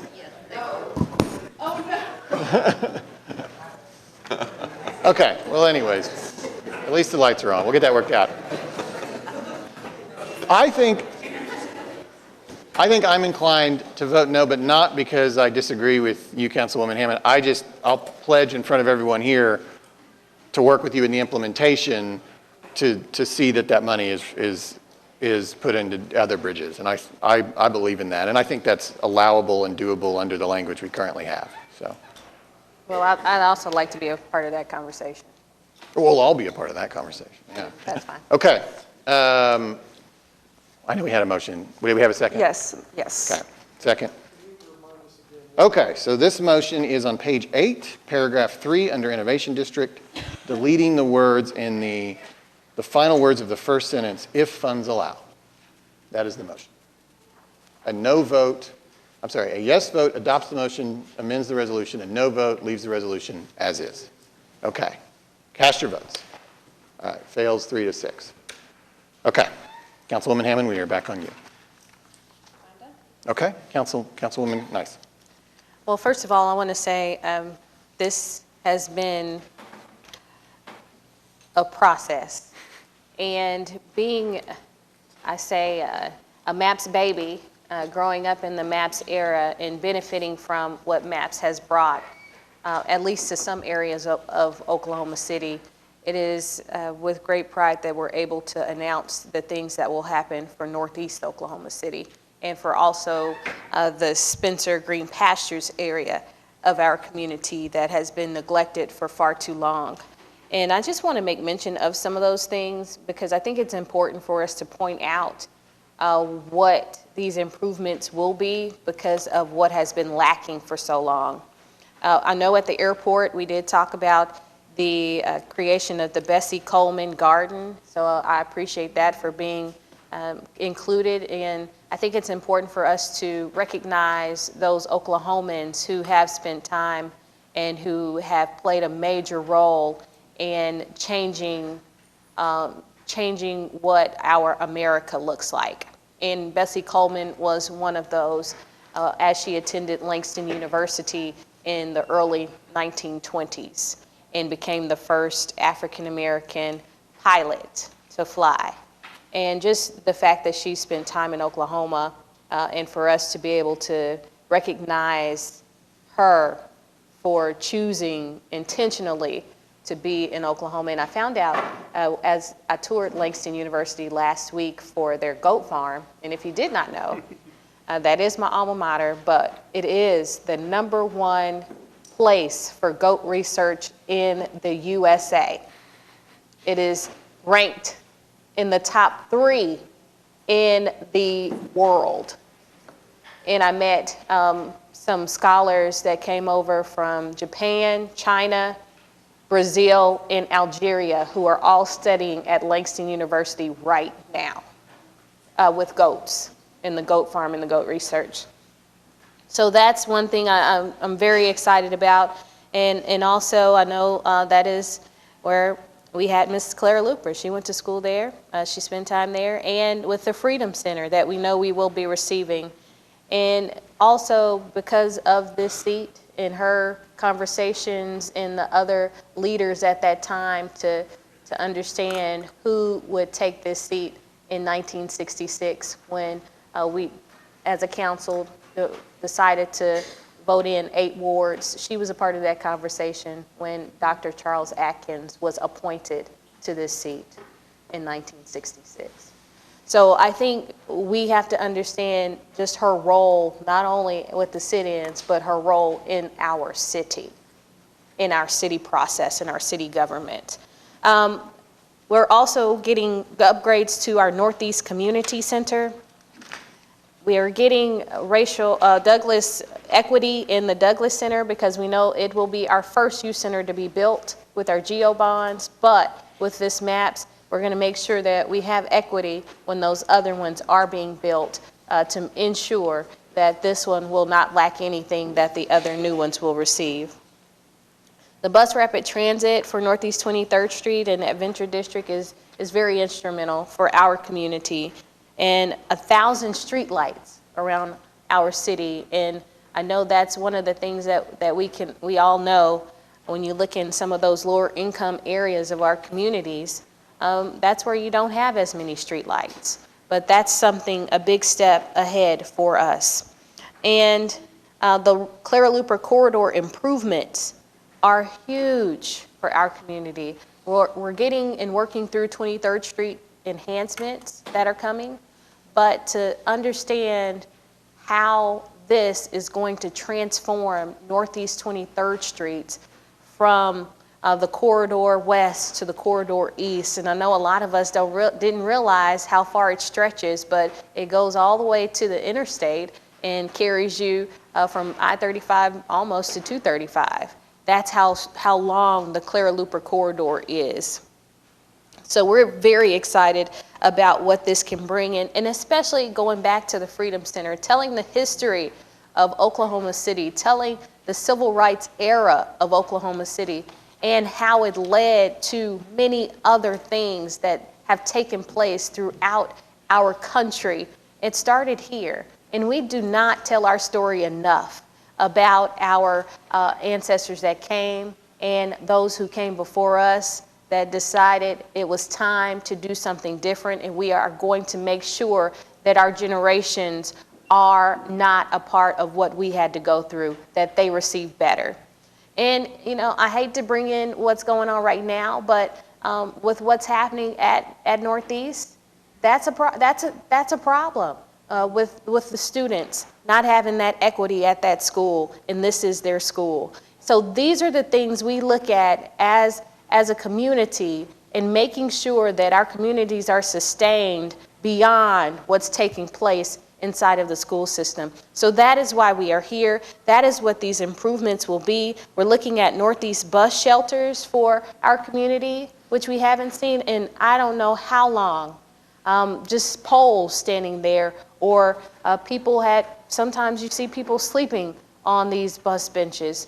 But we do know we have a new park in far northeast Oklahoma City that is also coming.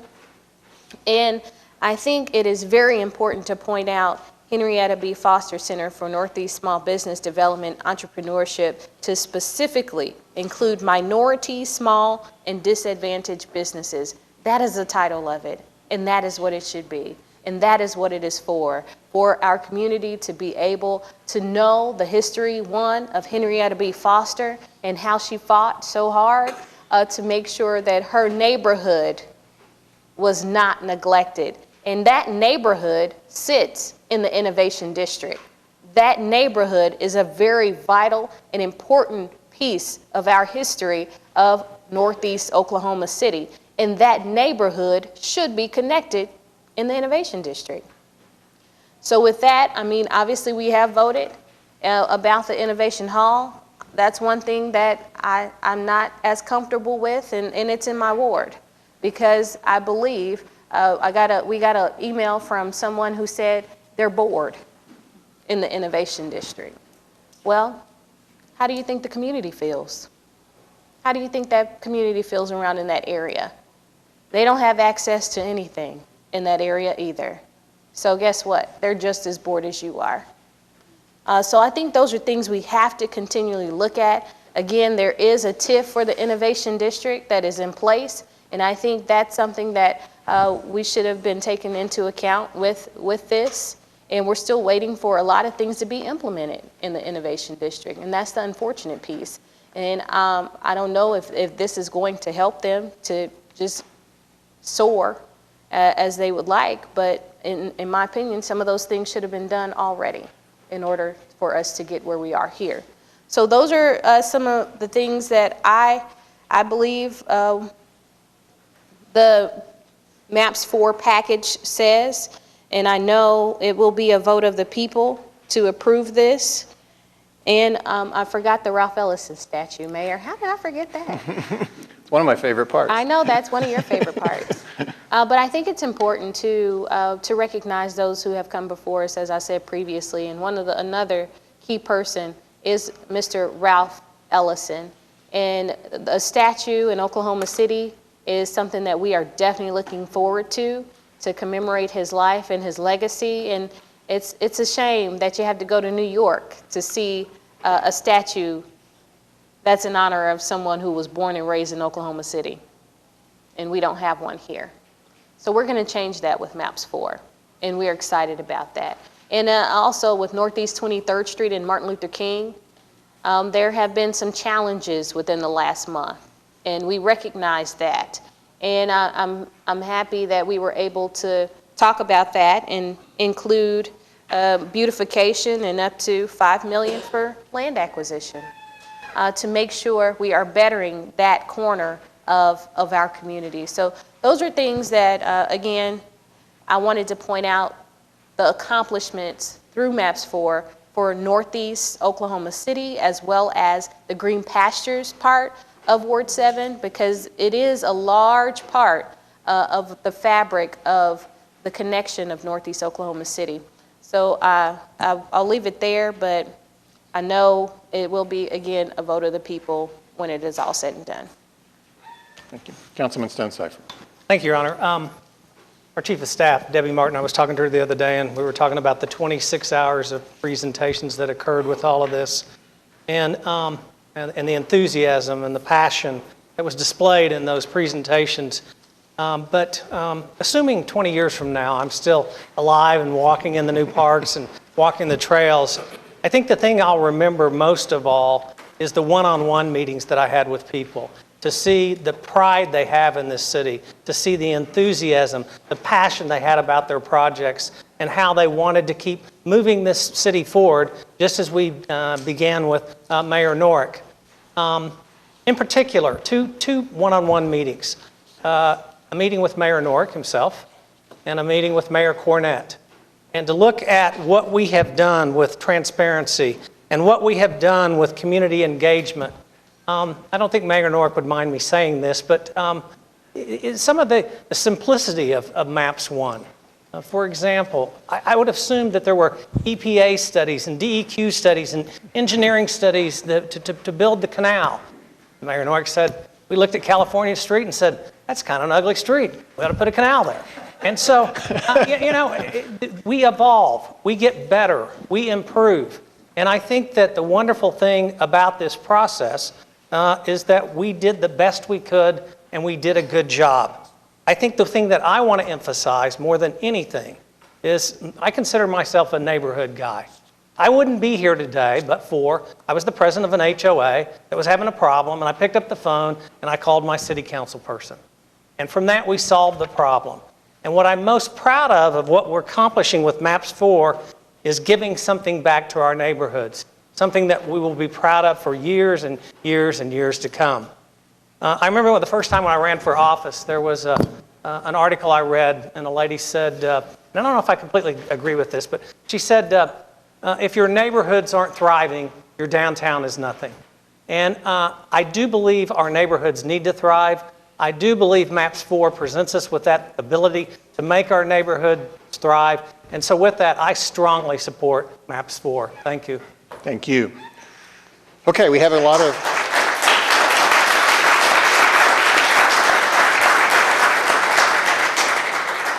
We have a lot of people who've signed up to speak. Please come to the podium, state your name and address, keep it to 3 minutes or less. At 2.5 minutes, I'll hold up this yellow paper that'll say 30 seconds left. And I will call out the names and then the next speaker so that person can move towards the front and be ready to go. So we'll begin with Tina Belchick, followed by Bob Ross. Good morning. My name is Tina Belsick. I'm with Boys and Girls Clubs of Oklahoma County. Our address is 3535 Northwestern. I just wanted to say thank you so much for allowing all of us to have the opportunity to give input on MAPS 4. And thank you to each and every one of you for all the tremendous time commitment that you've made reading, researching, and especially listening through this process. We are excited about this MAPS 4 package and all the positive things it has to offer for our community, including opportunities for neighborhoods, kids, and families. We're especially grateful that youth centers are included in this package. We see firsthand every single day the benefit that youth centers make in the lives of our kids and families and how much they benefit our community. Additional youth centers will allow our community to serve more of the kids who need us most, more often and with deeper impact. Thank you so much.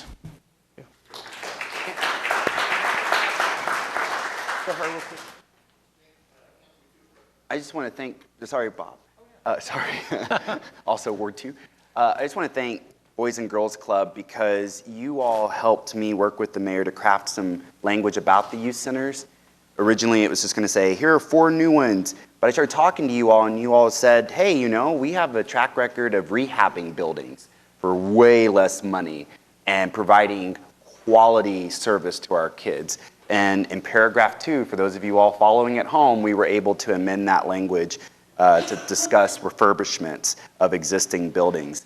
And so I just really want us to remind ourselves of that as we create whatever subcommittees we do to make sure that they are aware that refurbishing is also part of the game. Thank you. Thank you. Bob Ross, followed by the Honorable Forrest Bennett. Sorry, I jumped the gun there, James. Bob Ross, Chairman and CEO of Inasmuch Foundation, 210 Park Avenue, and I live in Crown Heights. Thank you all so much. This is great to see so many colleagues and friends in the room today. I am here on behalf of the philanthropic organizations in Oklahoma City who have all supported this effort. In the room, of course, we've got several representation from philanthropy.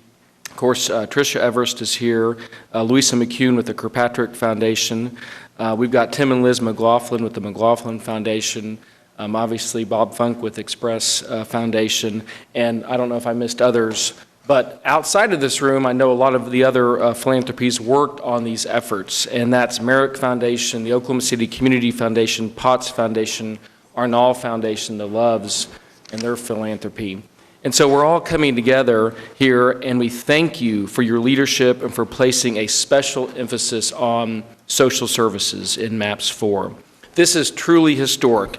No other city in the nation has gathered these type of initiatives in this group of projects with this massive budget to serve those most vulnerable in our population, our most vulnerable citizens. We have youth, affordable housing, criminal justice reform, domestic abuse, seniors, mental health, transit. We have the animals. This is truly historic, and I want you all to know we will be there, philanthropy will be there alongside of you, investing in these, just as you all are investing in these very important things. I must also add, with no debt, this is truly historic. I was personally part of the affordable housing initiative, and I have to tell you all, we did not compromise. There is no compromise. We are so pleased with the amount we're getting, and along with philanthropy, state and other federal money, we will make a huge difference. So on behalf of all the philanthropic organizations in our community, we urge you to vote unanimously to support all of these initiatives together, which we know will save lives, create jobs, improve our economy, and continue our momentum of our great city. Thank you so much. Thank you.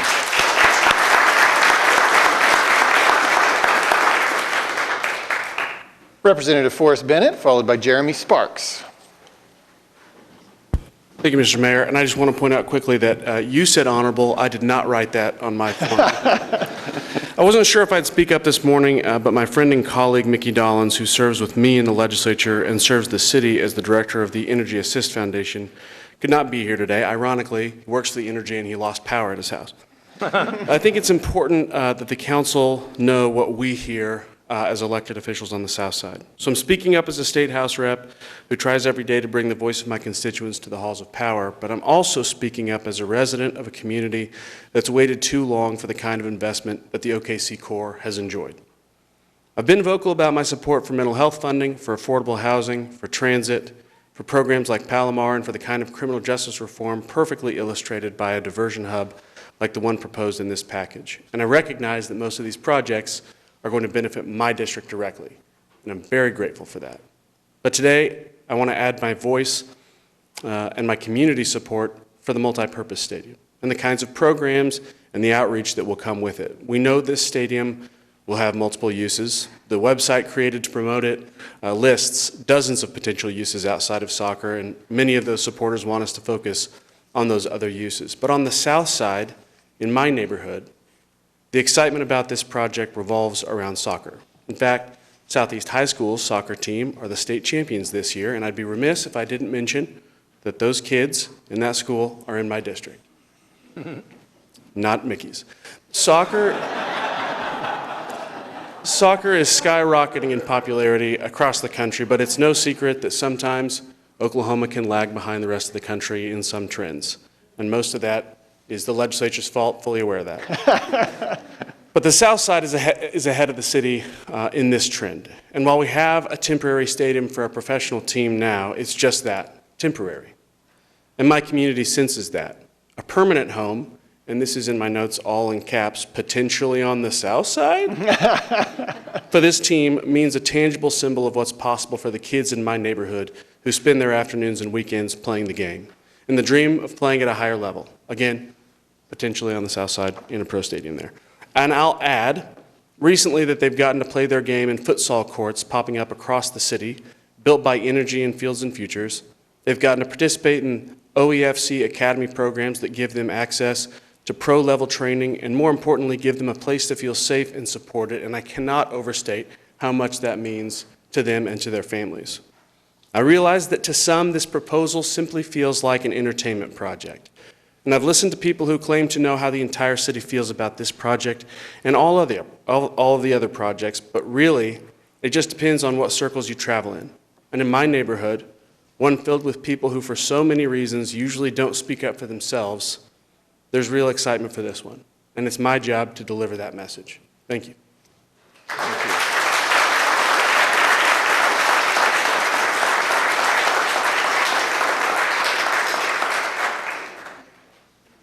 Councilman Cooper. To the Honorable Forrest Bennett's point, I said it during the presentation for the multi-purpose soccer stadium, and I'm going to keep saying it until, God willing, it finds its home south of the river. It is very, very important to me as a teacher from Jefferson Middle School that this particular facility is south along or south past that river. Kyle Callahan and his family went to Jefferson. They played on that Southeast team that won that championship. They live in Councilman Stone's ward. I think it's time the South Side not just have the BRT that MAPS 4 is going to do and the new sidewalks and placemaking, but maybe a multi-purpose soccer stadium. All right, Jeremy Sparks, followed by former Councilman Ed Shadid. Thank you, Council and Mayor. Just want to say thank you for the time, the energy, the effort that each of you have put into getting us to this day. It's been a monumental moment, and we're very excited about the forward progress that this city is making. It's been mentioned several times today about diversity and talking about the need for diversity throughout this package. I would be remiss if I didn't say I feel that the Oklahoma City Thunder has brought the state together, has formed relationships, has tore down barriers to bring the state together. Today we have a chance to bring Oklahoma City together with the passage of MAPS 4, specifically about the multi-purpose event center or event facility that's in a part of this package right now. So today I'm representing the South Oklahoma City Chamber, and we are in full support of MAPS 4 as the package, but more specifically, we definitely want to endorse and appreciate the comments that Councilman Cooper has made. We definitely support the multi-purpose event facility, and we would love for it to be located in South Oklahoma City. So thank you so much. Thank you.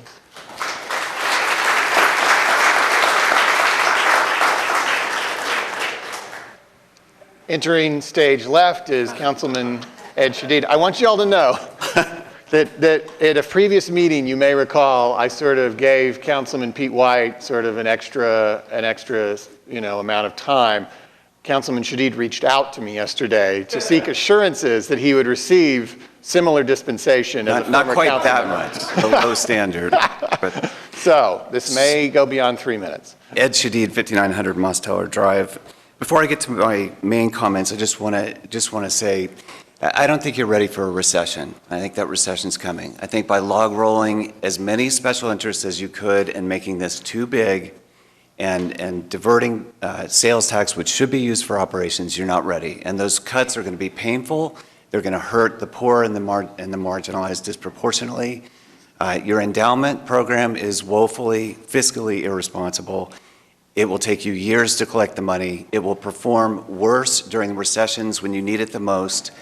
And by meeting in small groups and hiding from the people, things like the Boathouse Foundation asking you for another $3 million this year and keeping that from the people, you're not allowing the people to fully understand the operational pressures that are coming from these. You're not allowing the people to have informed consent. The 1/8 of a cent for parks is at least as transformative as any other program on this list. It at least deserved a hearing. It's disappointing that it didn't, but I think that these projects were chosen a long time ago, and that's for another meeting. As to my, as David knows, and hopefully many of you know, I will, absent substantive changes in the ordinance, I'll file an injunction in district court to challenge the constitutionality of this ordinance and the actions of the mayor and the council, which I think in a very sad, cynical, dishonest way are working to circumvent the single subject rule of the Oklahoma Constitution. I think it's in everybody's interest that once this litigation begins, that it move as expeditiously as possible. And so I'll be represented by a few attorneys, but the lead attorney will be Jay Barnett. He was an Oklahoma City police officer for 24 years before becoming a lawyer, and so he's well-versed in municipal government. I think that, you know, this ballot is different than any other MAPS ballot, right? It's different. And if Joe Beth hadn't asked on August 6th about the log rolling question and had a 2-minute discussion, you would have gone through the 25 hours of program, of discussion, and this discussion today, and all of the state of the city, and nobody would have ever talked about the ballot language, that it's different than any other MAPS ballot. And I wonder if anybody behind me understands that it's a different ballot than any other MAPS ballot, that it's just for the general fund. It's not for specific projects. It's just, we're just going to put it into the general fund, and future councils can, I assume the legal argument would be, could do what they wanted. But that exchange was disturbing in that I think what went over the head was you know, that people, Joe Beth said, well, there's people concerned about log rolling. Well, I showed you a poll, a scientific poll, many months ago that showed that 80% of the people of Oklahoma City want to vote on these projects independently. They don't want to vote on it as a package. They want at least, you know, more than one vote. But that doesn't even deserve a hearing. That just is completely ignored. All that we were told is, well, we've found a loophole, didn't say a loophole, but we've found a legal mechanism, which is to just call it a general appropriations bill, and it's legally unassailable, David said. Legally unassailable. Mark, who's an experienced litigator, said litigation's coming, or the potential for litigation is coming. We should meet in executive session and discuss it. But again, you were told it's legally unassailable, and discussion was cut off, and there's been no discussion about the fact that 80% of the people of Oklahoma City have indicated they want to vote on these separately. The crux of the Supreme Court's strong defense, especially in the last 20 years, over and over and over, is that they do not, two principal things. They do not want the voters to be concerned or confused about what they're voting on. They don't want them to be confused about what's on the ballot. But most importantly, they do not want the voters faced with an unpalatable all or nothing choice. Over and over and over, they have said that. Inherently, people understand when they're being manipulated and bullied. They understand what an unpalatable choice is. They understand what it means to tax themselves for something they don't want in order to be able to tax themselves for something that they do want. You're telling the domestic violence victim, you can have your family justice center, but you're going to have to vote to tax yourself for a multi-purpose stadium in order to get it. I think you know me personally. I think you know that some of these things are deeply personal to me. Mental health, addiction facilities, things that at my core of my being I want so bad. But you're going to tell me that in order to get that, I have to vote to tax myself to give potentially $10 million to a privately owned practice facility for the richest people in Oklahoma. That's my choice. It is so far beyond an unpalatable choice. It makes me nauseous, chills. It is way, way, way beyond an unpalatable choice. You talk about 60, 30, 10, 75, 25. Why can't you at least give us 2 votes? Let us vote on the 75 and the 25, or the 60 and 30, or however you want to break it up. Why can't you give us more than 1 vote? That's what the people want. So don't you dare say that you came up with a map that the people wanted. Because I showed you a scientific poll that said the people want to vote on it separately, and they want money for operations to prevent the painful cuts that are coming in the next recession. I implore you to go to executive session, to hear an analysis from Kenny Jordan and the Municipal Counselor's Office, to read Kenny Jordan's 2009 memo on log rolling when they were trying to come up with the language for MAPS 3, to consider alternative ballot language. Councilman, we're over 6 minutes. This is the end. Okay. MAPS 4, the whole premise. Listen, there's 2 types of, you can have a limited use tax where you go to the people and you say, we're going to tax for this purpose, like 1/8 of a cent for the zoo, right? Or you can just have a general fund tax. The fraud, the dishonesty that you are getting ready to presumably stand in front of the Supreme Court and say is that this is a general fund tax. That's all this is, a general revenue bill. Now, two-thirds of the general fund is public safety. None of this is public safety, but ignore that. We're going to do a citizens advisory committee. We're going to do subcommittees. We're debating, down to the bridge and dollar amounts. But this is not a limited use tax. This is a general fund tax. That is so fundamentally dishonest. I don't know how it turns out in front of the Supreme Court. I've asked Kenny Jordan 20 times how this plays out. And no matter how I come at him, he always says the same thing. The Supreme Court composition changes. They're going to take parts of this on a case-by-case basis. At the end of the day, neither side knows how it's going to turn out. You cannot know how the Supreme Court will rule. But what I do know is that in terms of ethical and moral conduct, honesty, and giving the people what they want, if you vote on this today, you will have already lost. Thank you. Nick Singer, followed by Sherry Collins. Nick Singer. Okay. Sherry Collins. Dan Strong. Dan. Good morning. Dan Strong, Executive Director of the Homeless Alliance here in Oklahoma City. I reside at 4316 Spyglass Drive in Cleveland County. I guess I want to start by thanking you all. 26 hours of listening to these, verging on 27 and a half now, I think. Plus, I'm sure endless discussions outside of this room. I want to just glorify the iron butts you all must have. The Homeless Alliance is not a housing developer. Certainly, as an organization, we strongly support the housing portion of the MAPS initiative.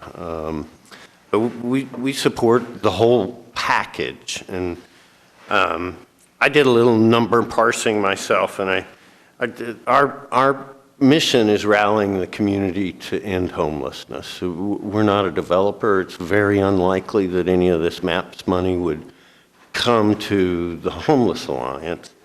But we believe that about $145 million of this MAPS package would directly benefit homeless services. The housing piece, obviously, but also the mental health facilities, the Family Justice Center, and the Diversion Hub.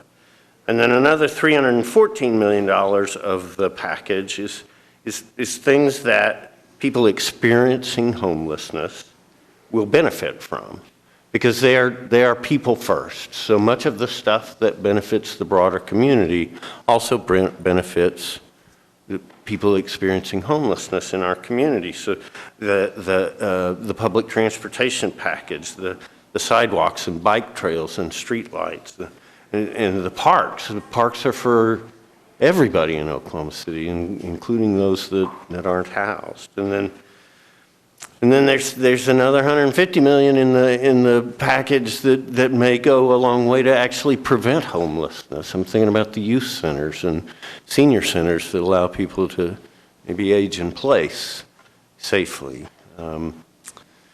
It's not uncommon for my board to vote unanimously on things. It is a little uncommon for them to move very fast. When this package came out mid-afternoon Friday, I sent it to my board asking for unanimous consent for resolution in support of the total package, and by 8 o'clock Saturday morning had that unanimous vote. So I just want to thank you all for your consideration and for your support of this package. Thank you. Thank you, Dan.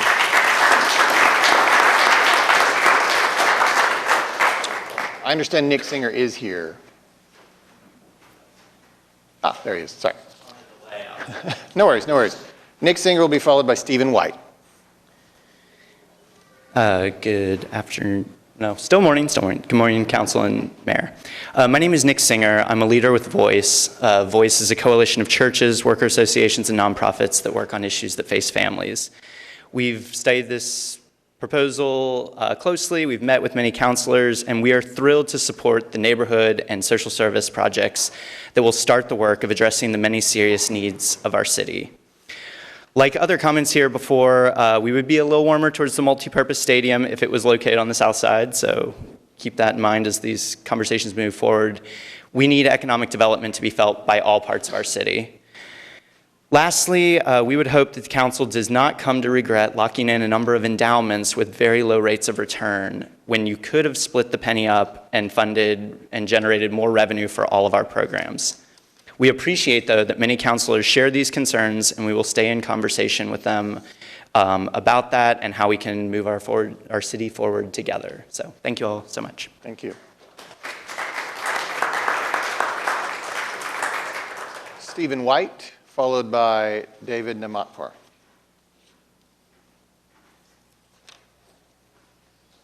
Good morning. My name is Stephen White. I live at 2716 Northwest 44th in Oklahoma City. At least that's what it looked like this morning. I thank you for this forum, Mayor and City Council. I pray that Oklahoma City, at one point, will build a light rail from Will Rogers World Airport to Bricktown and a high-speed train from Oklahoma City to Tulsa. That's what big league cities do. But we got a boondoggle here. We got legal challenges awaiting MAPS 4. We have liberalism on steroids. We have the squad meeting in the squatters. And the mayor has signed a petition to challenge my constitutional right to carry. And that's a civil right. Mr. Mayor, I want my civil rights to carry in self-defense. I do not wish for a sweet 16 of pet projects like fancy dog kennels and social justice warriors. Big Tobacco, Johnson & Johnson, Purdue Pharma will pay for close to $1 billion for addiction problem in Oklahoma. So why should the Oklahoma City taxpayer? The federal and state government, United Way agencies, and thousands of not-for-profit agencies and churches provide everything that's in your Sweet 16 of MAPS 4. That's quite a Christmas list, but an take all or none approach in MAPS 4 is wasteful and, of course, legally going to be challenged. I don't want to surrender my property for such a frivolous expense. Since we can't use a line item veto, I will be voting no on the MAPS 4 Commission money grab. Thank you, David Namatpar, followed by Donna Clark.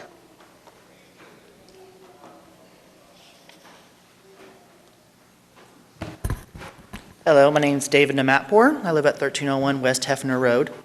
I just wanted to come forward to ask the council to realize that with their vote, they will be deciding for the next 10-ish years how 1% of our sales tax rate will be spent. I would hope that they consider how each of these projects may or may not benefit those who pay that extra 1% on top of our regular state and city sales tax. To consider if this avenue is the best avenue for some of these projects or if they could be handled by the private sector. And if economic benefits touted by the projects will be as far-reaching and felt seen in all sections of Oklahoma City.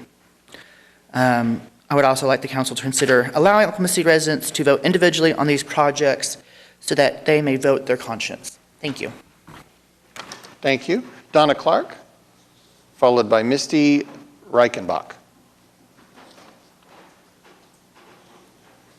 Good morning. The last time I addressed this council was on soccer, addressing how soccer unifies communities across genders. Today I want to talk about lifestyle. The soccer player has a lifestyle that basically consists of 4 categories: nutrition, hydration, rest, and training. Nutrition is eating clean food, hydration, drinking water, rest, getting adequate sleep, and training. They do individual training, they do team training. It's a huge part of their lives. And the lifestyle, if we can get adopted, starting with youth all the way to adults, I believe solves a lot of problems in our society.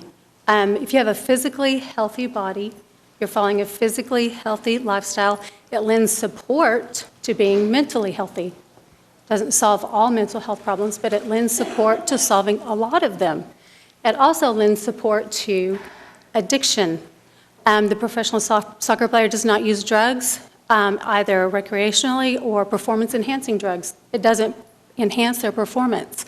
They have to rely on their own training and their own physical fitness. So it offers support to resisting addiction to drugs. And so if we can all do that as youth and as adults, we'll all be physically more healthy, and it will at least ease the burden on some of our social services.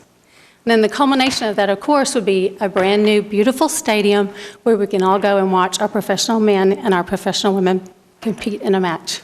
Thank you. Thank you.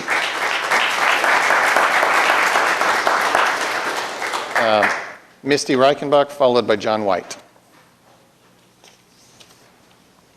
Good afternoon, Mayor, Council, men and women. I am speaking on behalf of Tribe Rugby and the women's side.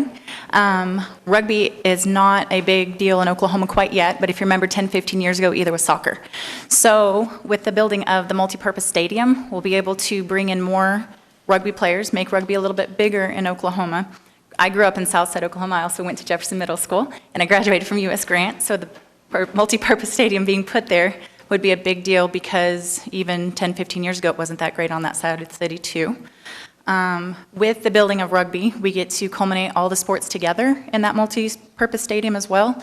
And rugby can start from youth, which I have little 7, 8, 9-year-old boys, all the way to we've got 70, 80, 9-year-old men. They're also playing with us as well.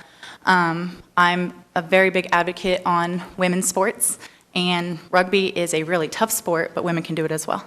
So the multipurpose stadium is super important to us. Thank you.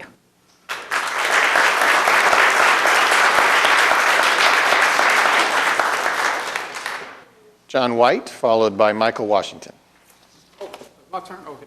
No, you're after Mr. White. Thank you.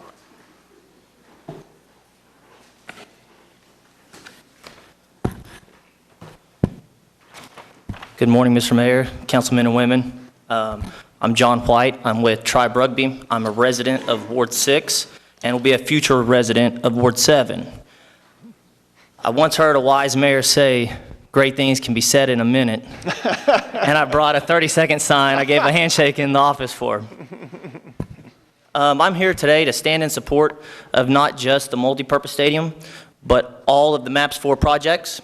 I agree with Mr. Cooper. All our communities need strengthening. As a future resident of Classen North Highland Park, I know the boundary of 235 is going away, and I look forward to living in your district, Ms. Nice. Having a multipurpose stadium in Ward 7, I feel, is a good tool to have in our toolbox, as you were quoted in the Oklahoma yesterday, ma'am. Looking at the MAPS projects from a performance coach standpoint, I realize the original MAPS purpose as a goal was to revitalize our core in downtown Oklahoma City and create a good national image. I urge us all to continue to come together and support this project, and I stand with each and every one of you in doing so. And I know we can achieve this goal if we continue to fight the good fight, keep the faith, and finish the race. Thank you very much. Thank you.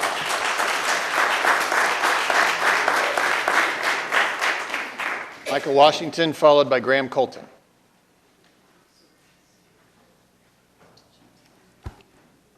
Greeting, illustrious members of this esteemed establishment here. And to every one of y'all, thank y'all for showing up. This is a profound moment that we can possibly get ready to celebrate in our history. Giving our young kids a stadium in which they can come in and express an ultimate desire to better themselves in one way or another. I'm here to tell you that I support this wonderful project because not only does it give these kids an opportunity to determine what they may want to be in life, but it also helps to keep them out of gangs, drugs, and violence and other things like that that may deter their forward progress. And because I stand here today, you people here on the committee does in fact have the power to make this thing happen. Like I said, I'm not particularly a soccer fan. However, that don't mean I can't become though now. the point of the matter is that you've given these kids an opportunity to say, hey, let me be born, let me arise to become somebody. Give me an opportunity so I can say that I can do something that I enjoy doing, which may help propel me into other things around the house, in my community, or whatever. Okay, these kids are not just doing something just to be doing it. They actually love doing it. Okay, and me as a youngster, having grown up, okay, I'm in my 60s now, don't yell at me. But me growing up, though, I've always wanted some kind of role model or some kind of leadership team to provide for me. But since I grew up in a community that was decimated with crime, drugs, violence, homelessness, and so forth, I really didn't have anything to look forward to. But now that I'm older, you can best believe that I'm out there doing something for my community, and these kids deserve this project. Thank y'all very much. I'll be back. Thank you.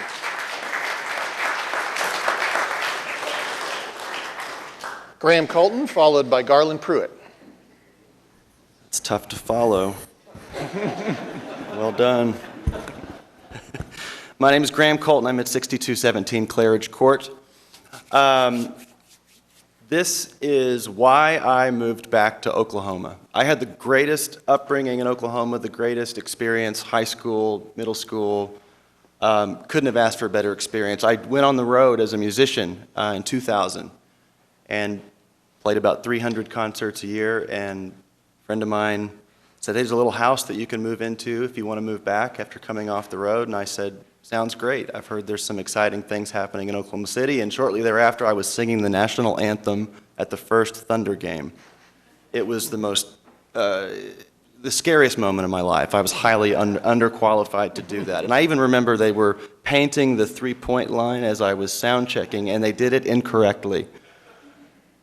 How far we've come. I mean, this is amazing. I mean, I stood there in complete terror singing the national anthem, and I was looking around, and that's what it's about. It was the energy. It was, no pun intended, but it was absolutely inspiring, and it was all a reason and because of visionaries and people that were pushing our city forward. And it wasn't just about the Thunder, although that was a huge moment, but it was a moment where I said, I get it.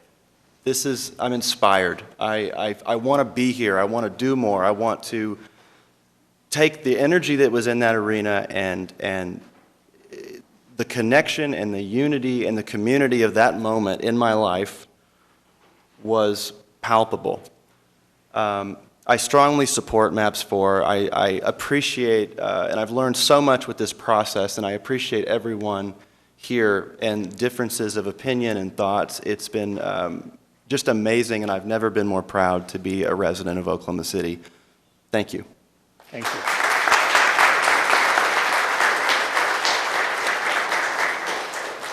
Garland Pruitt, followed by Leonard Benton. Good morning. Good morning. I'd like to thank you, Garland Pruitt, 952 North XXX Road, Choctaw, Oklahoma County. It's truly an opportunity today to be a part of history. You all play a role in fixing and changing and correcting some of the things that's been put in our present as well as our past right before our eyes right now today. We just made mention of the Thunders, made mention of the energy in the new stadium. So we are in total support of this new project, the MAPS 4, and its implementation. When we look at Oklahoma, when we look at the world stage, when we look at the nation, when we start looking at rankings of 49th and 50th in education, that's not an image that we as Oklahomans want to have. And the only way we fix, change, and correct those particular things is do the things that we're doing today and voting on this MAPS project. The implementation of it. We look at the center from which we came, Oklahomans stepping up to the plate in progress and making things happen. We say thank you, Oklahoma, for having the initiative to put forth the effort and the energy and the leadership. You all are in leadership. It's not always easy to make decisions that affect the lives of others. We understand that there's nitpicking on projects, my project over yours. But we as a society have got to get to the point that we are progressive, moving forward and fixing and changing the course of history. That's the role you play, that's the position you have, and we support the MAPS project. And we know that it's needed, overdue in some areas. When we look at from Martin Luther King all the way back to 63rd, we made mention of some projects that are happening in those particular areas. When we look at Martin Luther King all the way to Mustang, we see $1 trillion and unlimited. And so when we look at the small projects that are on the east side, that we hold so dearly, that we lived and struggled and still living and struggling in, we appreciate that effort that you're putting forth today to correct that. We can't, but you can. We need your help.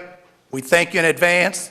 We look forward to working with you in the future to implement this program and this MAPS project till we get ready for the next project that's going to expand and go beyond where we at today. Thank you. Thank you.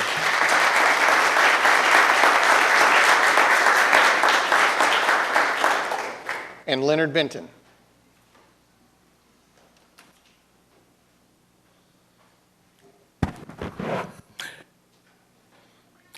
Good morning, Mayor and members of the City Councilors. I express on behalf of the Freedom Board our sincere appreciation and your commitment and the hard work that you have been involved in bringing together this outstanding MAPS 4 program. I especially want to recognize and thank our City Council lady, Nikki Nice from Ward 7, for the outstanding leadership and commitment that she's made to not only the renovation of the Freedom Center, but also for the creation of a new Clara Luper Civil Rights Center. And I see Mr. Washington over there indicating his involvement in this project. More than involvement, sir. I observed it alone. Mr. Washington, you've had your time. Thank you. We don't want you to leave the room. You belong in the room. And I recognize Mr. Washington on the day that the City Council in September voted to establish the Freedom Center as a historic landmark in the city of Oklahoma City. He was a citizen who came forward and recognized a need, and he spoke to that need. But he does not represent the Freedom Center, Inc., the owner of the property, that has brought forward a proposal to recognize the history and the contribution of Mrs. Clara Luper, the NAACP Youth Council, and the many other people who have been involved in that movement. We thank you for that. The process has elevated to me some power words that underline some major issues that we are dealing with in our own community, in our own personal lives, and also as a nation. One of those words is inclusion. Inclusion. I personally, having been involved more than 50 years in this city dealing with public issues, I have felt, as a representative of the Freedom Center, to have been included in the process. I appreciated, you said, those one-on-one meetings that we had with each member of our city council and others. Not only did you listen, but you advised and counseled and gave ideas. Inclusion is important. I think that this process that the mayor has brought to us is that the citizen of Oklahoma City throughout should feel that they have been included. I think that another power word that we hear so often, diversity, is that this process has demonstrated in Oklahoma City that we can come together as a community, not only to address our significant economic development needs, our desire to have a beautiful downtown. I want that. I'm from Oklahoma City. But also to look at all of the other needs in terms of the human needs in our community. And I appreciate you for having provided the leadership to engage us in a process that reflects diversity. We hear a whole lot of power words about the democratic process, people being disenfranchised from the system. This has been a process of engagement. Every kid in school, they should be invited to come and to see what happens in the democratic process. It is a political process that you don't get everything you want, but it is a process of compromise. But when your most important needs and demands are met, we have a responsibility to get out here and fight, all of us together, for MAP 4. And that's what we're going to be doing at the Freedom Center. That's what we're going to be doing in our community and in the constituencies that we represent. That's what the democracy is all about. And the last thing that I would say that this process has again indicated for us and our community in particular, that you have recognized the uniqueness of our culture, that we are part of Oklahoma City as African American. We have a unique history in this community, and that you are giving recognition to that, and to lifting that up and giving honor and recognition to that. We are indeed appreciative of that. You've also recognized that in our community, that we represent all of those unmet human needs in terms of the need for the development. Just, yesterday, announcement of the first grocery store to be built in Oklahoma City. You can go to what other community does not have a quality grocery store? But under the leadership of this council and Vic and others, is that we're going to have a brand new grocery store in Oklahoma City. Those are the kind of needs that we are addressing in our community. And that new civil rights Clara Lupa Center will be a major catalyst to see further positive and growth and development in our community. We thank you. We support MAPS 4. Thank you. Thank you.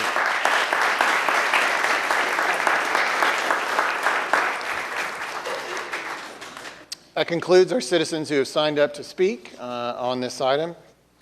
All that's left is potential motions and votes, I think.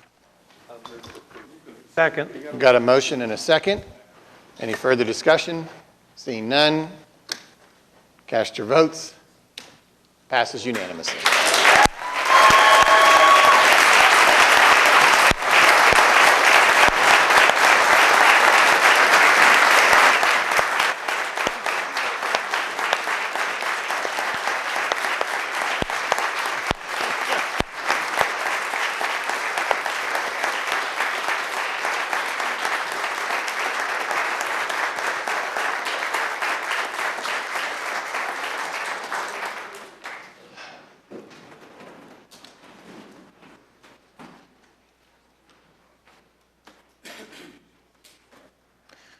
All right, we have 3 more items on the MAPS docket. We have item V. This is a resolution authorizing me to issue a proclamation calling a special election. Yes. Well, excuse me, Mayor. Second. Has the Freedom Center been spoken on yet? Yes? Huh? I gave you the paperwork to speak on it. I was only spoken on citizens to be heard. You didn't hear me about the Freedom Center, sir. Well, we just... My paper's clearly up there. I spoke Well, about it. I mean, you had your time. You can speak under citizens to be heard on that topic. If I you like. already did that, man. I didn't speak on that on mine, man. I like to speak on that, so I gave my paperwork for that up there. I don't understand. I spoke on the citizens to be heard. You said next to be heard on that project, sir. Not the Freedom. I got it written up there. Well, I called you up and you spoke on the stadium. That was your choice. That's what I was supposed to speak on. Okay. Well, I suppose you could be speaking on this item, which also relates to MAPS and therefore, in a way, relates to the Freedom Center. It's Yes. item 9V. We'll consider that. Yes. You have 3 minutes. Thank you. Ladies and gentlemen of this jury, let me tell y'all, Leonard Benton's limited liability is almost over with the Freedom Center. He was simply approved by a court, which we're in the Civil Court of Appeals right now, that he will not be on the board much longer, nor will his board be in existence. It's going to become de facto. Now, I alone went down on September the 17th, 2017, and spoke to Katie Frillo of the Historic Preservation Commission and brought it to her the importance of the idea, and I have my paperwork in that folder who would like to see it. I alone preserved the Freedom Center. Obviously, these people are so important and want to preserve now, they must see the millions of dollars because not one of them came down to the city council meeting with me, maybe one or two. None of them came to the Historic Preservation Commission. Not one of them went to the Planning Commission, but I come to all of them, and it took me 9 months. Me, Michael Washington, by himself, 9 months to get this thing here preserved before we're talking about it even today. Now, I am recognized and will continue to be the president and registered agent for the Freedom Center. This de facto board here is non-existent because Leonard Benton, receiver, who was told by the court to be a receiver and nothing more. He has no right to come in the board nor to remove me from my position. And once again, the dilapidated building was almost gone until I single-handedly saved it. And do you actually think I'm going to let that group, especially that guy, Leonard Benton, come in and tell y'all, make y'all believe what the Freedom Center is? Freedom, really? You didn't think about it when it was closed in 2010 to save it, sir? Now you want to be a part of it? Who are you talking to, man? Grow up. Now then, and I'm telling you right now that there will be a lawsuit filed on that committee. Michael Watts is a man of his word, and let me tell you something. When I make them walk, I'll make them talk. Now then, in that being the case, sir, and also, Mr. Mayor, did you also tell these people, are they plotting to let everybody know in the world that you told them if you give that $25 million to them, that the property of Freedom Center becomes the state? Are y'all approving that too? You won't. It won't ever happen. It won't ever happen because I'm going to file a lawsuit to stop it. How in the world can you ask for $25 million, Mr. Benton? But you do have a right to preserve the Freedom Center. That's what your duties were, sir. Nothing more. How can you overstep my bounds, taking the single-handed initiative to save a monumental project from being demolished, who was in talks of being torn down, but I alone saw it's important. Why were you at? Where were y'all at? Where was everybody at but me? So in closing, let me say right quick. Yeah, it does. We have a minute for you to sit down. That's what it does. Now then, careful now, because Michael Washington represents here at all times. I think y'all should know that. You have 30 in closing, seconds left. Okay, thank you, sir. Thank you very much. And I just want everybody to know, I did it. I'll be back, and a lawsuit will be filed on that so-called de facto board. Have a wonderful day. All right, we are back on item 9V. This is the resolution authorizing me to issue a proclamation calling a special election. Move approval. How you doing, sir? Got a motion and a second. Any discussion? Seeing none, cast your votes. Passes unanimously. 9W, this is a resolution relating to the special election for the purpose of submitting ordinance number 26255, levying a 1% excise tax for a limited term of 8 years, etc. Got a motion and a second. Any further discussion? Seeing none, cast your votes. Passes unanimously. And then finally, in relation to maps 4, 9, 10, this is an ordinance. This is introduced today. This actually requires 9X. Yeah, sorry. You can see the confusion. I'm shifting between numbers and letters. All right. Yes, 9X. Ordinance number 26255. This is introduced today, set for a public hearing on the 10th, final hearing on the 24th. Amends our code to create this tax. A lot of legal stuff. Motion and a second. Any discussion? Seeing none, cast your votes. Passes unanimously. That concludes the Maps 4 portion of our meeting today. Thank you all.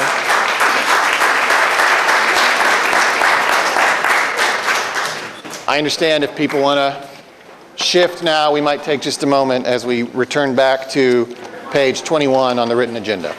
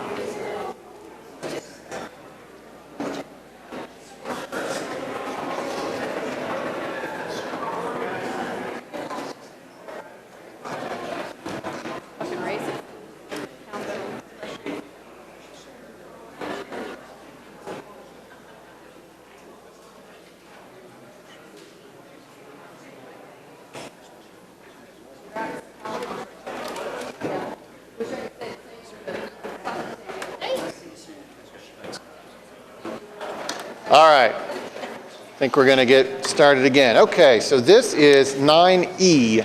We are back on 9E, ordinance on final hearing. So this is the third of 3 meetings where we're discussing this. This is related to the state medical marijuana laws and bringing our code into compliance. Wait, we have a quorum, right? Yeah, we have a quorum here. Okay. All right.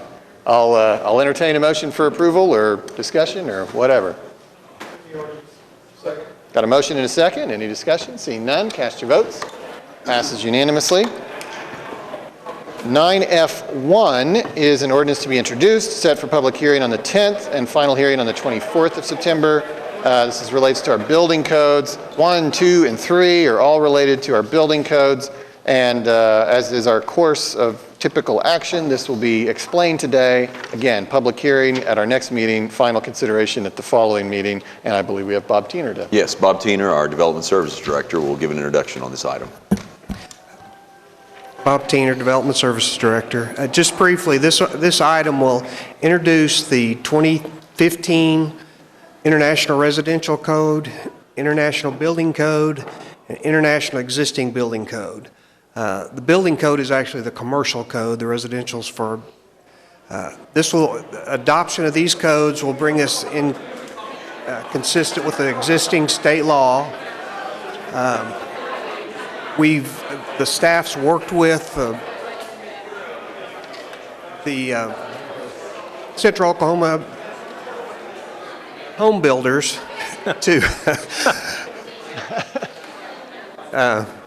and they support the changes. The changes are really pretty minor. All the commissions, the working commissions for plumbing, electrical, mechanical have all supported it. So this is the introduction. There's really not many major changes. We're just trying to be consistent. If there's any questions? I've always wondered. No, Amanda, can you close those doors? That may have been my best presentation ever. Now can you do it again? Well, yes, introduction today. So yeah, moves introduction. Any second? Okay, we got a motion and a second. Any discussion? Everybody's here now. How do you work that thing? Do you know, Dave? No. I've sat here for so many years. You think you push that? Is that what you Got it. Yeah, that worked. Okay, cool. Nice work. All right, passes unanimously.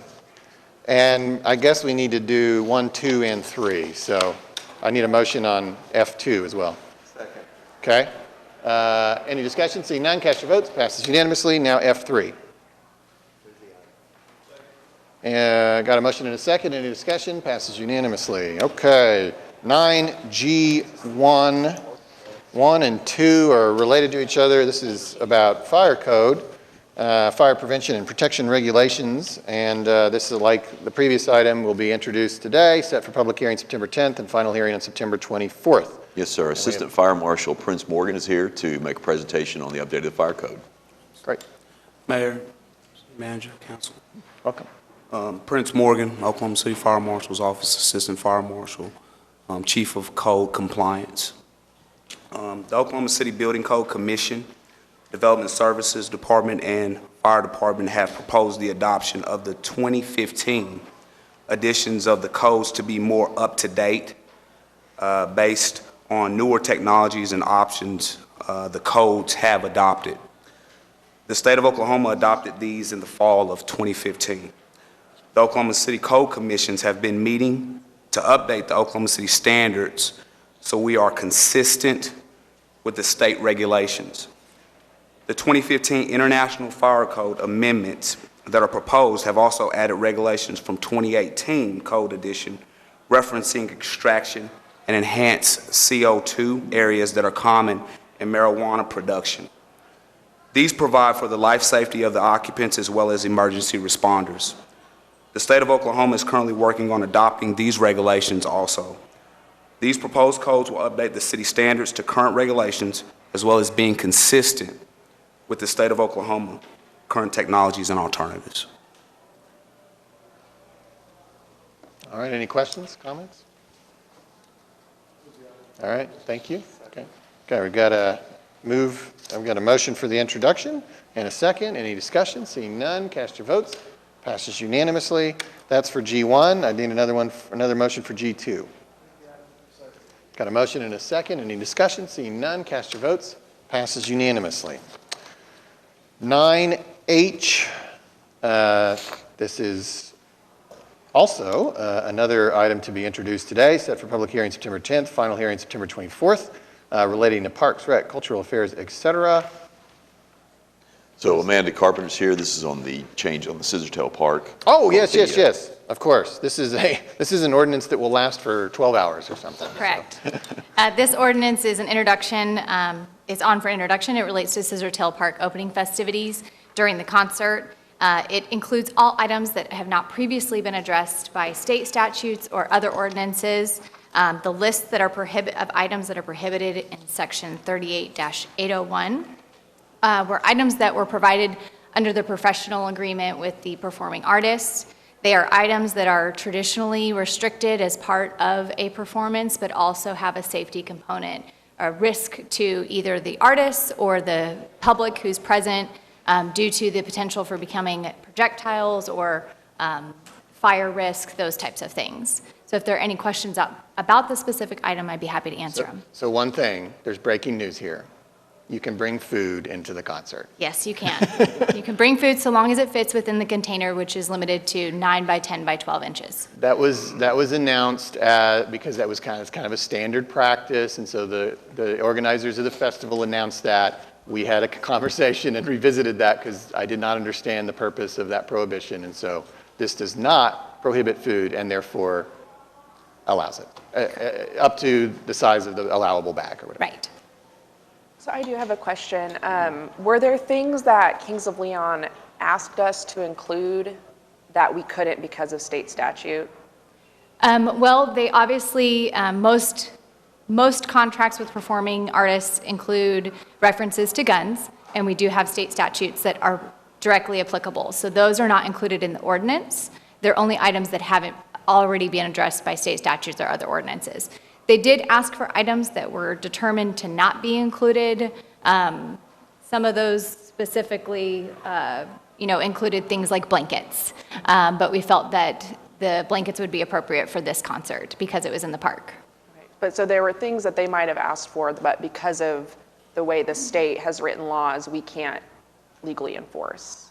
Is that what I'm hearing? Yes, there are state statutes that preempt us from taking action on particular items, and guns would be one of those. Okay, thank you.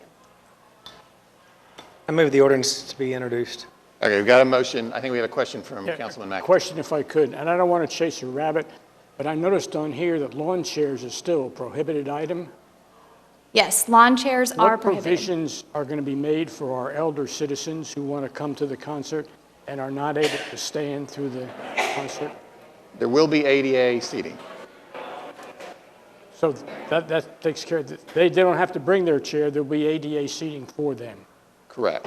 I mean, Thank I you don't very know how you are eligible for ADA seating, but So there will be ADA compliant seating available, and then also there is a portion of the park that is a sloped portion that will be available for people to sit on, maybe more accessible to others who don't meet that ADA requirement. If we could figure out a way to promote that, I think it would be helpful because people are going away right now, some of them with the wrong conclusion. yeah. I actually asked, as she well knows, I asked Amanda to include in this ordinance, even though it wasn't really necessary, but as a communication tool, the fact that there will be ADA compliant seating at the concert. So we'll keep trying to push that message. Yes. Okay, I think we had a motion. I don't know that we had a second. Okay, we got a motion and a second for the introduction of this. Any further discussion? Seeing none, cast your votes. Passes unanimously. This brings us to item 9I1, public hearing regarding dilapidated structures, items A through F. Is there anyone here who wishes to speak under this public hearing? Seeing none, Move the resolution. we've got a motion for the item at 9I1. Well, that should be 2. We'll call that a scrivener's error. 9I2, declaring that the structures are dilapidated. We have a motion and a second. Any further discussion? Seeing none, cast your votes. Passes unanimously. 9J1, this is a public hearing regarding dilapidated structures in the HP Landmark District, items A and B. Is there anyone here who wishes to speak under this public hearing? Move the resolution. Just real quick on this one. Yes. These are the two I deferred from a couple weeks ago. Some neighbors of the 2100 one invited me over for coffee on Saturday.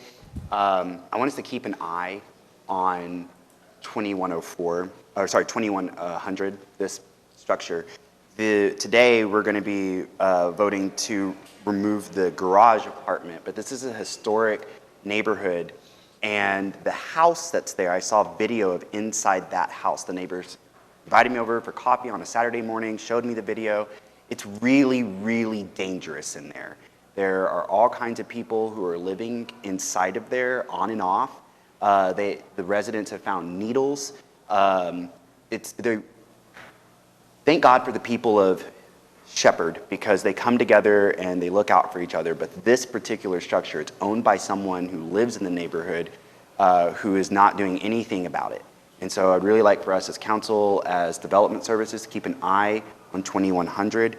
I'm sad that we're losing the garage, but I think we're going to have to. I'm still a little concerned about on item A, 2907. I haven't really heard anything more about that, except for that its removal would have still an adverse effect on this right here. Bob, do you have any guidance on this one? I know for certain what I want to do on B. That's without a doubt for those neighbors. This is one we've tried to contact the owner, and I think we met out on the site, but I think you can, if you declare it, then there'll be an additional 30 days for us to try to work out and give them time to submit a plan. Can you keep me updated on that? But I think we should go ahead and probably move approval of these two items. Thank you. Okay, so we've got a motion and a second on the resolution under 9J2. Any further discussion? Seeing none, cast your votes. Passes unanimously. 9K1, this is the public hearing regarding unsecured structures, except for the ones that were stricken at the beginning of the meeting. Is there anyone here who wishes to speak under this public hearing? Seeing none, I'll entertain a motion for the item at 9K2. Got to work on our ones and twos next time. 9K2, the resolution declaring the structures are unsecured. We have a motion and a second. Any further discussion? Seeing none, cast your votes. Passes unanimously. 9L1, public hearing regarding abandoned structures, except for the ones that were stricken at the beginning of the meeting. Is there anyone here who wishes to speak under this public hearing? Seeing none, I'll entertain a motion for 9L2. We have a motion and a second for the resolution declaring structures to be abandoned. Any further discussion? Seeing none, cast your votes. Passes unanimously. Now we are at 9M1 and 2. We'll kind of take these out of order because a public hearing wouldn't make much sense until you know what we're hearing about. So the 9M2 is a joint resolution with the Oklahoma City Economic Development Trust approving the allocation of geo-limited tax bonds in an amount of $500,000 for TTEC services. Do we have a presentation? We had a presentation last. Oh, we already had a presentation. That's right. Okay, yeah. Forgive me. No, it's good. Well, then we will return. That's the item. We'll return to the public hearing portion. Is there anyone here who wishes to speak under this public hearing regarding item 9M2, this joint resolution with the Oklahoma City Economic Development Trust? Seeing none, I would entertain a motion or discussion. Okay, we've got a motion and a second for 9M2. Any further discussion? Seeing none, cast your votes. Passes unanimously. 9N1 and 2. 1 is a resolution adopting the April 2019 update to the Community and Neighborhood Enhancement Program Project Implementation Plan. And 9N2 is a resolution adopting the August 2019 update to the Community and Neighborhood Enhancement Program Project Implementation Plan. That's a mouthful. That's pretty impressive. Like some real good bureaucrats got together on that deal. And I know we have a presentation from Eric Winger. Yes. Thank you, Mayor. Both the items that you're considering today are updates to the Better Street, Safer City Implementation Plan. You'll find copies that are, of course, included in the packet. And I show this just as the original plan as conceived and came from the advisory board was approved last year. And it really is the guide of the projects, how the projects are funded in the 5 major categories, But as we were moving forward in the program, understanding that it is a temporary tax and it's one that's going to have projects that are approved from time to time, we're adding to that list. And so item N1 today increases the implementation plan total by $1,413,288, and it includes 10 additional transit related projects as sidewalk components. The second item on your agenda increases this would be the August 2019 implementation plan update, $3,238,000. It includes 6 additional resurfacing. One is in a residential, 5 are arterial, and they're project budget adjustments, and then 1 additional trail project, which is actually a wayfinding application that's going to be developed for smartphone technology. So as we move forward, this is just 2 of the next amendments. There have been 2 or 3 amendments before this. And just to describe the process just briefly, with the advisory board, we've obviously had a very active advisory board. They continue to meet monthly. For those that are interested, the meetings are here in council chambers. They're generally on the first Monday of every month. They won't be meeting next week because of the Labor Day holiday, so they'll meet on the 2nd. But we're actually having a special workshop in September. So we invite those that are interested to go online at okc.gov. They can find the information there about the workshop, which will be held in the Arts District Conference Room. Regular meetings resuming in October, but the 11-member board has already received these implementation plan updates. They forward them then to the City Council for final approval, and then once approved, it allows staff to then implement those projects. So with that, these are 2 of the next series. We anticipate more as we go through and collect the remainder of the tax through next March, and so I can answer any questions that you might have about these items today. Maybe not so much a question, just a comment. I've lost my Ward 4 representative. They had to move, or didn't have to move, they moved. So I'm looking for a new Ward 4 representative on the Better Streets, Safer City committee. So if anyone's aware of anyone that lives and resides in Ward 4 and might be interested in performing this service, please have them contact me. Thank you. Okay.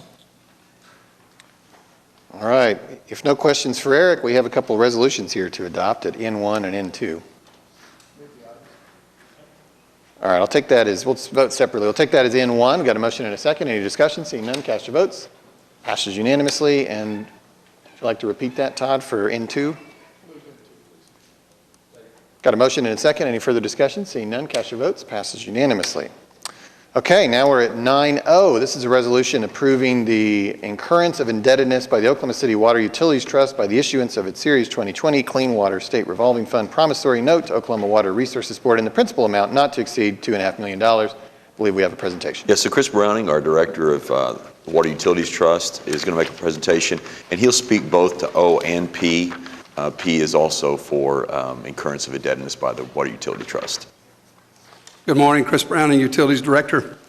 The Oklahoma Water Resources Board administers the Federal Water Revolving Fund Program for Oklahoma.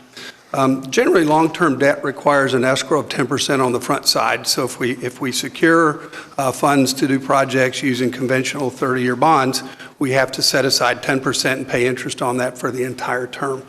Through the SRF program, we don't have to have an escrow amount set aside on the front side, so it saves our ratepayers quite a bit of money.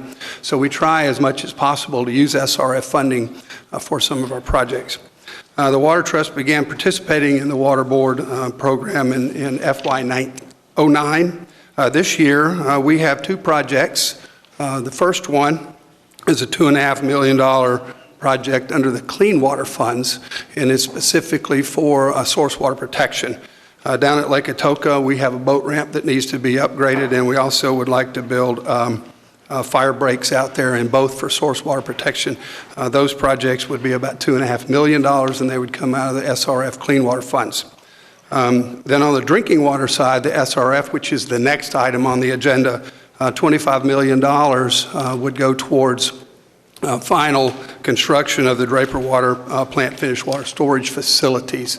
That project is about $75 million. We're already funding the first 50 through the SRF, and we'd like to do the remainder through SRF funding as well. So approval to submit the application for these 2 loans was before you on August the 13th. The authority to receive funds requires approval by both Aquit and City Council. So at this time, staff recommends approval of these two items. Be happy to answer any questions you may have. Okay. Any questions? Seeing none. We have the resolution here for consideration. Oh, and ONP, yeah. So we'll start with O, and it would require 6 affirmative votes. Is there a motion? Got a motion and a second. Any discussion? Seeing none, cast your votes. Passes unanimously and with the required 6 votes. And then finally also 9P, this is the resolution approving the incurrence, I didn't read this earlier, so I'm going to. Approving the incurrence of indebtedness by the Oklahoma City Water Utilities Trust by the issuance of its Series 2020 Drinking Water State Revolving Fund Promissory Note to Oklahoma Water Resources Board in the principal amount not to exceed $25 million. Is there a motion for that? Okay, motion and second. Any further discussion? Seeing none, cast your votes. Passes unanimously and with the required 6 votes. Thanks, Chris. Thank you. 9Q1, this is a resolution approving the request for salary continuation for Major Donald McCarthy while he continues to require rehab. I don't believe we need executive session. Got a motion and a second. Any further discussion? Seeing none, cast your votes. Passes unanimously. We previously struck item 9R, which takes us to item 9S. This is to enter into executive session on advice of the municipal councilor to receive confidential communications regarding the Oklahoma City versus Hilltop Plaza case. Move the item into executive session. Got a motion and a second. Any further discussion? Seeing none, cast your votes, and we will handle that executive session at the end of our other business. 9T, enter into executive session on advice of the municipal councilor to receive confidential communications from our attorneys regarding the July 16, 2019 grievance filed by the IAFF on behalf of Colt Hedden. Move the item into executive session. Motion and a second. Any discussion? Seeing none, cast your votes. Passes unanimously. We will also handle that executive session at the conclusion of our other business. We have already handled items 9, U, V, W, and X, which brings us to 9Y1, a claim recommended for denial. Is there anyone here who wishes to speak on this claim? Seeing none, I would entertain a motion. We have a motion and a second. Any discussion? Seeing none, cast your votes. Claim is denied. 10A1, claims recommended for approval. Is there anyone here who wishes to speak? Seeing none, I'd entertain a motion. Got a motion and a second. Any further discussion? Seeing none, cast your votes. Passes unanimously.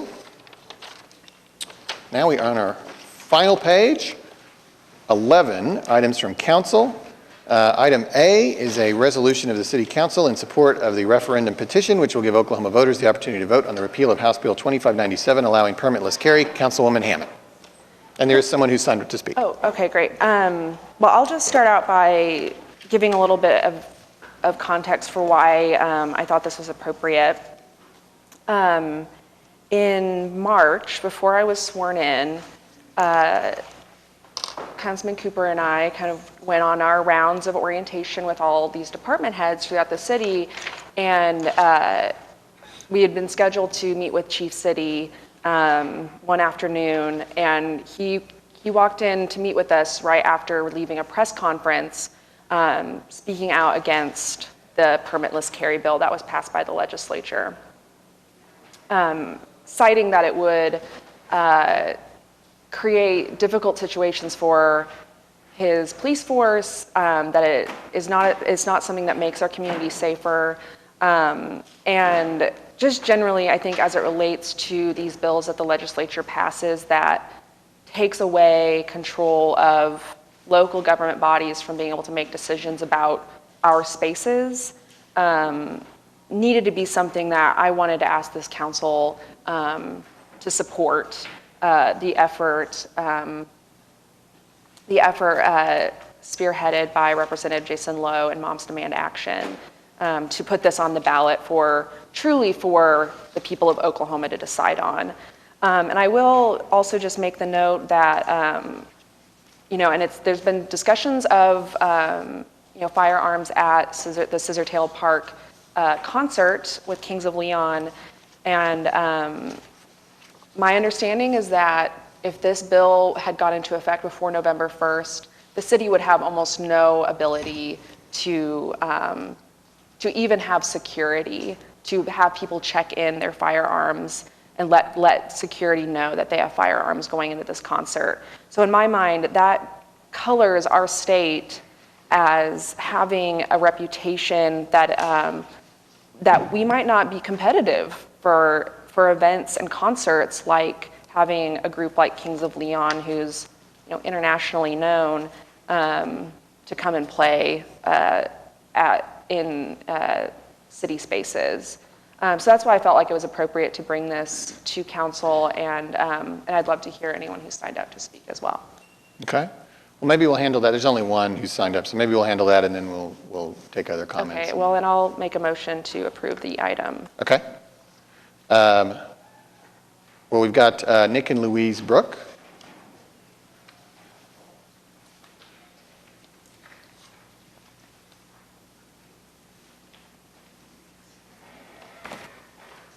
I'll start by thanking the mayor. I've felt really a leadership vacuum from my government, and I really feel like you've stepped up, and I'm really proud that you're my mayor.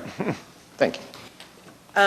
We want to address in particular... If you could step closer to the mic. Oh, sure. Some comments about this not being an appropriate venue.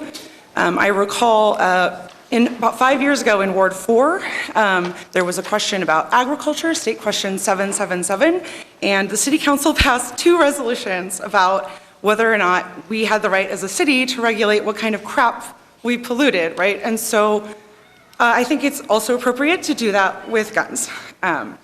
My husband's gonna have a slideshow, but that's what I'd like to say. Thank you. You ready yet, babe?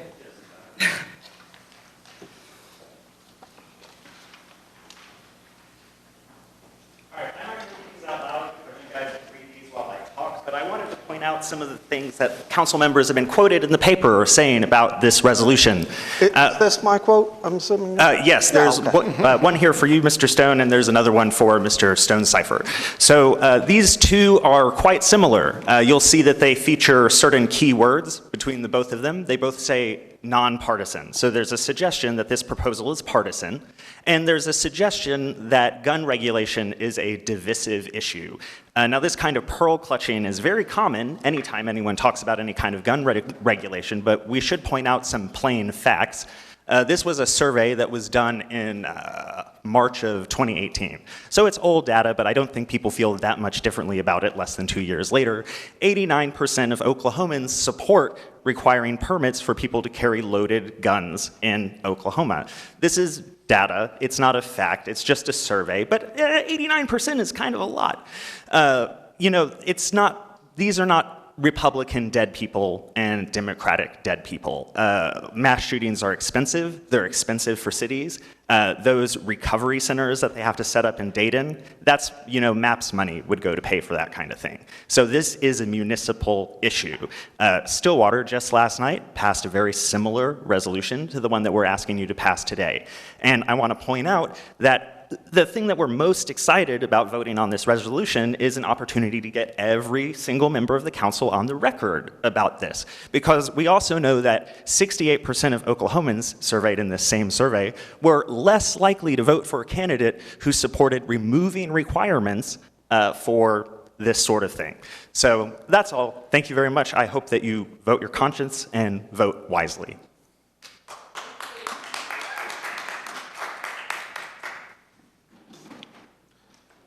Thanks for coming down to speak. Can I go ahead? Is that all right? I'm sorry. I butted in. But so, it's no surprise, I guess, that I plan on voting against this resolution. The only reason, and I fully support your right to petition, I fully support your right to vote on this. I do feel like in my ward that it's a divisive issue. I've heard from constituents on both sides. I can tell you personally, I could debate both sides of this issue all day. And I do often internally, which probably isn't a very healthy thing. But my problem is that for me, trying to bring up a divisive issue on city council is problematic. And when you say that I'm maybe pearl clutching, I don't fully understand that term. I'd like to point out that, excuse me, let me finish my thought. talk about nonpartisan. I mean, I can tell you up here that some of us are more progressive and some of us are more conservative. But really what, in my mind, I was elected to do is to try and focus on city business. That's it.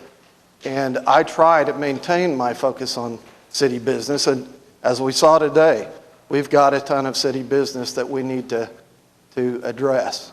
We still have a ton of city issues we need to address. So I fully, those that are going out and petitioning, I see that as our democracy, working the way it should. And I hope if the votes or the signatures are attained on this, I hope that everyone goes out and votes their conscience. I can tell you I certainly will. And I fully understand that our mayor, he feels a certain way about it. He went out and he said, hey, here's what I did on this. And I applaud him on that. But I think when we, around the shoe, as a group, try to sit here and bring up issues that are, in my opinion, divisive to Oklahoma City, I don't think it's healthy. Especially when our vote, at the end of the day, we don't have a lot of say in this matter. We don't. I wish, I wish we had 20 people here from the State House and State Senate that could have sat there and explained to us their vote. Unfortunately, we don't. And the reason that I'm against this is because I think that it starts to open a Pandora's box where we could be sitting around here 2 weeks from now and I'm going to bring up a resolution regarding an item that maybe is very important to me, but I know it's going to create divisiveness among this group on the shoe. And I think it's very important that we all are able to, we're not going to always agree, that's very clear, but we always need to be able to communicate with each other and strive to understand where the others are coming from when they form their opinion. That's the only reason that I'm against this. Mr. Stone, I would posit that the person in the 11% who is imposing their will on the 89% is the one who's being divisive. Mr. Stone, of all the members of the council, you are the one that I sympathize with the most. Ward 4 is near Tinker Air Force Base. It seems likely that you would hear a lot from, firearms enthusiasts and people who are well qualified to handle firearms, but 89% of people don't feel that way. 89% of people have somebody at home who they know, who their family takes care of, who is just not quite right. Mm-hmm. And that maybe it would be better if that not quite right uncle or brother didn't have access to carry these guns around in city parks at large city gatherings. Okay, thank you. I would like to just kind of respond in that I don't think bringing something up to talk about it means we're being divisive or has to mean it needs to be divisive. So I do appreciate that perspective. But for me, just not talking about something that I do believe really does touch on city issues. It touches on business, it touches on our police force, and to not talk about it and not bring it up, and I can respect your decision to vote no, to not support it, but I sort of hear that it's not a city issue and we can't do anything about it, and I just know that a council of the largest city in Oklahoma making a decision to communicate to the legislature as a body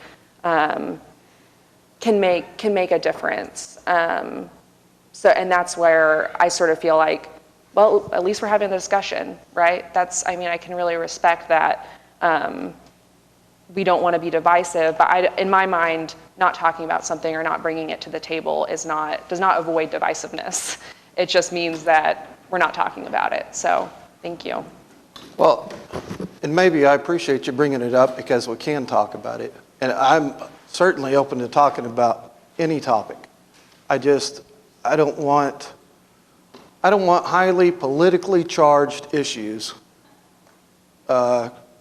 creating issues for us when we're trying to then later go back and, we'll be going back into executive session, right? And that's, I guess, my fear. Well, and my hope would be that I can, if people don't support me on this, that I would be able to separate that from something happening in your ward later. Sure. It's not a quid pro quo. It's not, and that's where I see that conversation, like, that we can have these conversations and be respectful, but that doesn't mean that, oh, no, people didn't support my thing, so I'm just gonna bomb everything they ever do again. I hope that that is not the idea that people are hearing from me. Thank you. Okay, you had your time, I'm sorry. Yeah, I let you speak earlier because Todd engaged you, but I mean, you signed up to speak and you've had that time. Councilman Stone. I'd like to speak briefly. I spent the weekend looking at this. I took it really seriously. I looked at the applicable statutes. I looked at our city charter.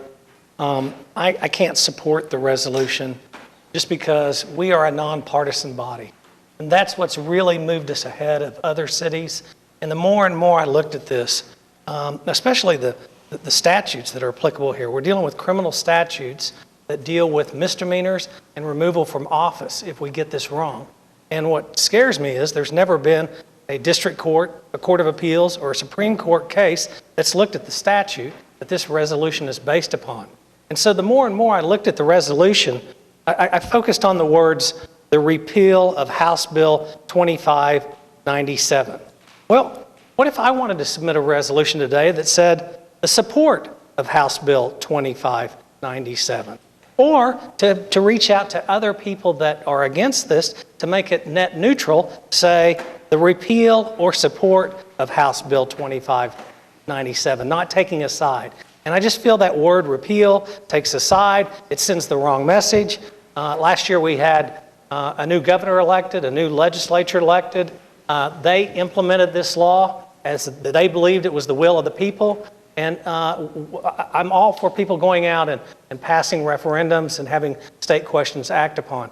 I just don't think it's our job to draft resolutions that talk about a repeal or support, especially when there's no case law in this area to support us doing that, and especially when the statute talks about misdemeanors and removal from office. And so I can't support this resolution. Thank you.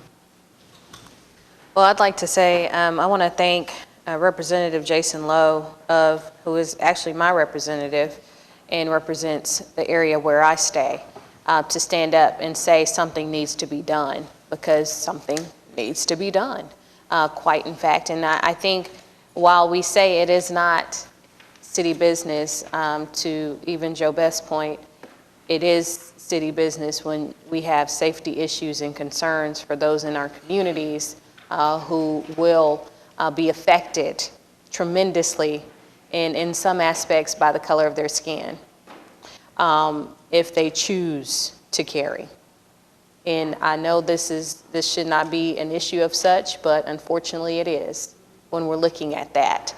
So those are the things that we have to also take into account. And I think most of us are quite nervous about what's going to take place in November. In listening a couple of weeks ago when we had the presentation about mass shootings and what that looks like, I mean, obviously my mouth dropped to look at those numbers. And I mean, when you continuously see mass shootings, you get numb to it.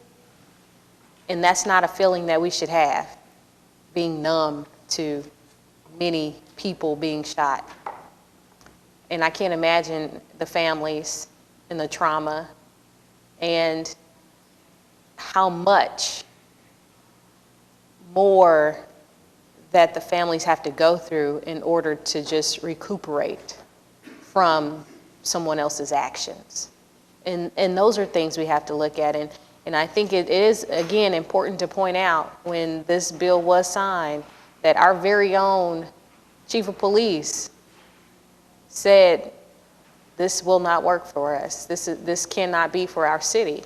And I think when you have people of that influence who help to regulate statutes, ordinances, and laws for our city and state, that we should be paying attention.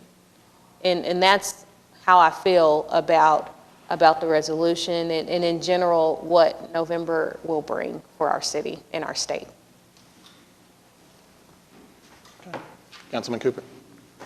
Super brief. Thanks to Representative Lowe for asking the people of Oklahoma to make their voice heard one way or the other. I'm just excited that people have that opportunity, so thank you for that. Because I heard those concerns from our previous police chief, I hadn't even taken office yet. It was strange to hear him go from that press conference on this topic to meeting with Councilperson Hammond and me, and for him to just be that blunt about his very specific concern for law enforcement, for his officers. And then as I was looking, like Councilperson Stonecipher, I started reading over the weekend and saw that Oklahoma State Bureau of Investigations was also concerned about this. So when law enforcement is saying something like that, that gives me pause for concern. So I would just encourage everybody to do your homework on this, look at what law enforcement has said, and then come to your own conclusions. That would be what I have done as well. So. I love what you just said there. Come to your own conclusions. Thank you. I teach how to write argument essays and conclusion. So thanks for that. Councilwoman Hammond, oh, go ahead. Well, I was just going to say, can we vote? Well, we had a motion. I don't know that I actually heard a second. There was not a second. He did not sign up, but if you would like to speak, Representative Lowe, you are most welcome. We've had quite a few Thank you, Council, for this opportunity to speak to you, especially the mayor. Thank you for your leadership. Thank you, City Councilwoman Hammond, for this resolution. And of course, my City Councilwoman, Nikki Nice, who represents me. First of all, I would like to make it clear, this is not a partisan issue. This is not a Republican issue. This is not a Democratic issue. This is not even an independent issue. This is a people issue. This is a safety issue. We are not attempting to take away anyone's guns. All we're asking for is the status quo, which is training and a permit. That's all we're asking for. And we're asking that the people in the state of Oklahoma, the voters in the state of Oklahoma, decide this issue. We want the voters to decide this issue. And to the naysayers that are sending out this misinformation, that we're trying to take away people's guns, I say to you, the people that always cite the Second Amendment, that always cite the Constitution, what is more enshrined in the Constitution than the right to vote? To exercise your right to vote. And that's all we are asking for the people in the state of Oklahoma to make a decision on whether this law is good or not. So I'm imploring all of the individuals in this state who has a petition, who has not signed the petition, to sign this petition, to bring it into to the offices across the state. We have tremendous volunteers. This is a grassroots operation with absolutely no funding. Just volunteers across the state, Tulsa, Oklahoma City, Stevens County, Lawton, all over this state that have been empowered to get this done, to change this dangerous law. It's just been amazing. So we're asking that if you have a petition, to turn it in. If you have not signed the petition, look at my Facebook page, Representative Jason Lowe, or call my office at 405-232-8500 to get more information. But once again, this is not a situation where we're trying to take away an individual's right to bear arms. All we're asking for is an opportunity to vote on this matter. Thank you once again, Council, this Council, for this opportunity to speak.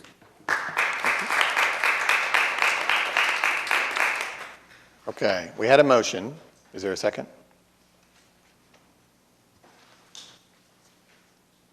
Okay, motion dies for lack of it. Okay, all right. You seconded, okay. Any further discussion? Seeing none, cast your votes. Fails 4-5. All right. Item 11B is a resolution authorizing the city manager to initiate a rezoning application on behalf of the city to establish a healthy neighborhood overlay district for properties partially or wholly located within the 73111 zip code. Councilwoman Nice. Yes, I actually had a presentation, so I'm not sure. Oh, there he is. On this item? Okay. Oh. All right, we'll get to that.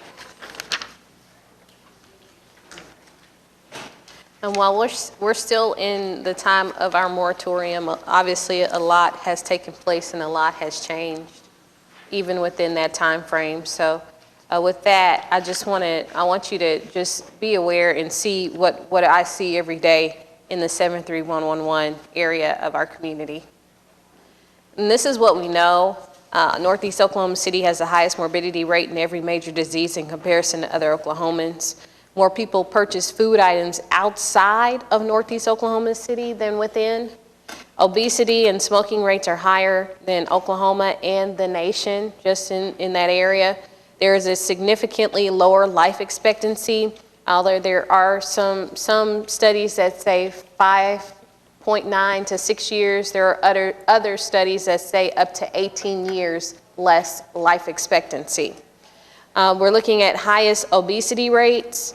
All cancer mortality is greatly increased, and breast cancer is 2 times higher in just that zip code alone, 73111.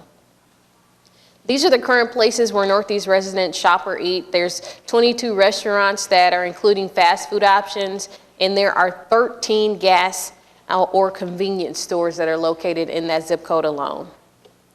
There are 0, and I repeat, not 1, grocery store in just one zip code that about 5,000 people live in. 5,000 people do not have access to a grocery store. This is what exists now, right now in that same zip code. We're looking at, this is the Sunshine Market. Some call it Otwell's, Cash Saver, 1149 North Martin Luther King, and that's not even in the 73111 zip code. It's located in a whole nother zip code, 73117. And this is what the store looks like. If you've never been there, I encourage you to go in to see what the community is subjected to. And this store in particular is one of those stores where you have to pay your receipt looks as if you pay 10% extra, which is, I guess, they call it a cost for the product of those stores. This is another view of what the community has to shop in that same store. And another picture of as far as meat and just in general of the products. This is a Family Dollar, which is located on 2036 Northeast 23rd Street, which is literally 23rd and MLK, adjacent to where the Smart Saver is that just closed. This is yesterday. This is what the dairy and frozen and grocery looks like in this store. And this is a small box discount store.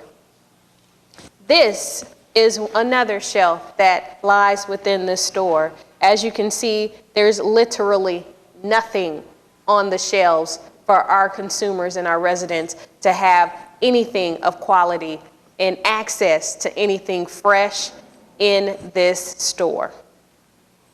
There's also a Dollar Tree, 1116 Northeast 36th Street.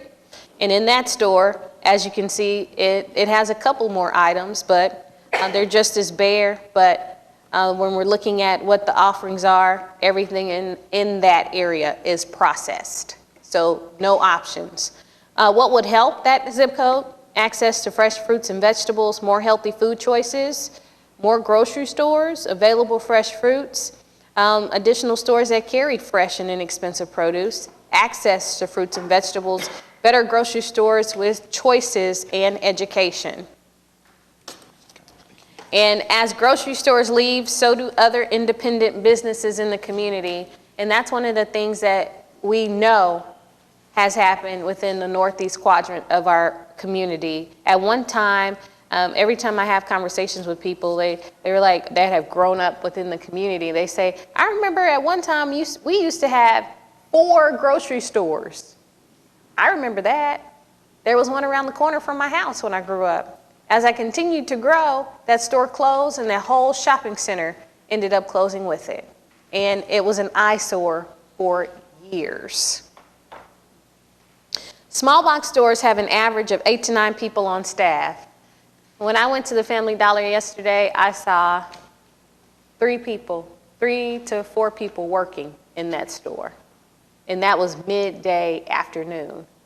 So that means if we had larger stores, larger options, we could have more wages, more people working, and better options and opportunities.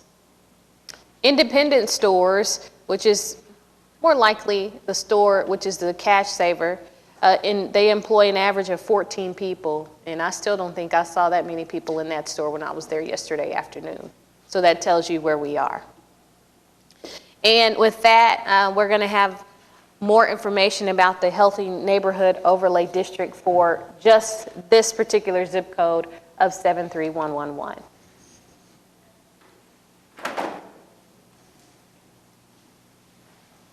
So the idea is that this would be a pilot program specifically for 73111.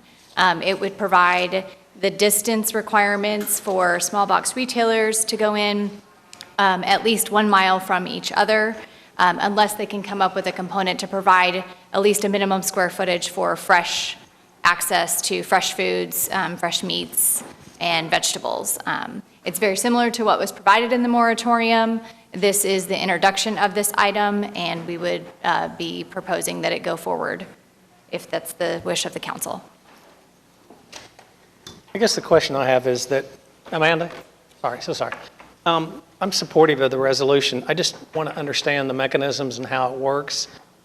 Will we amend ordinances? Will it amend our zoning code? Is it in perpetuity?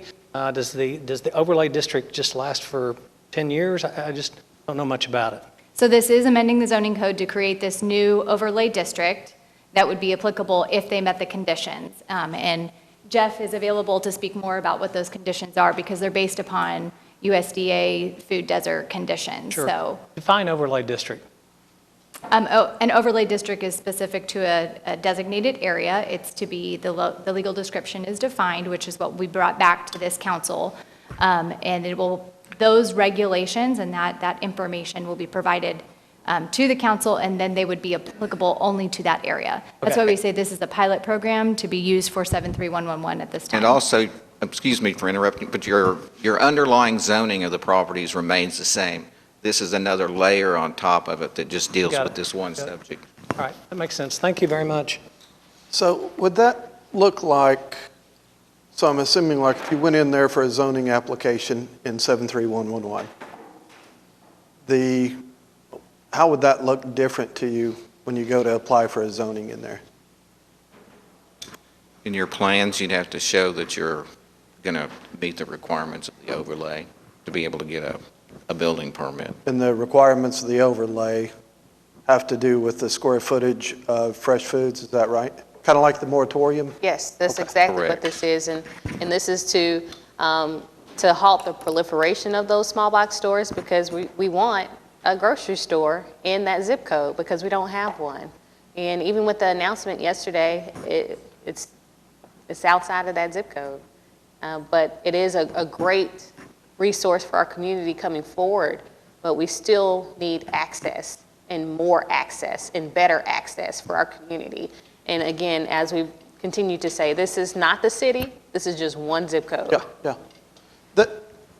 So is your thought then, just to clarify, your thought is that the proliferation of the small box stores help to drive out the bigger grocery stores? Yes, according to the studies, they have proven that the proliferation of stores have now outnumbered Walmart and McDonald's combined. Wow. And they're coming in as much as they can in low income, in rural areas.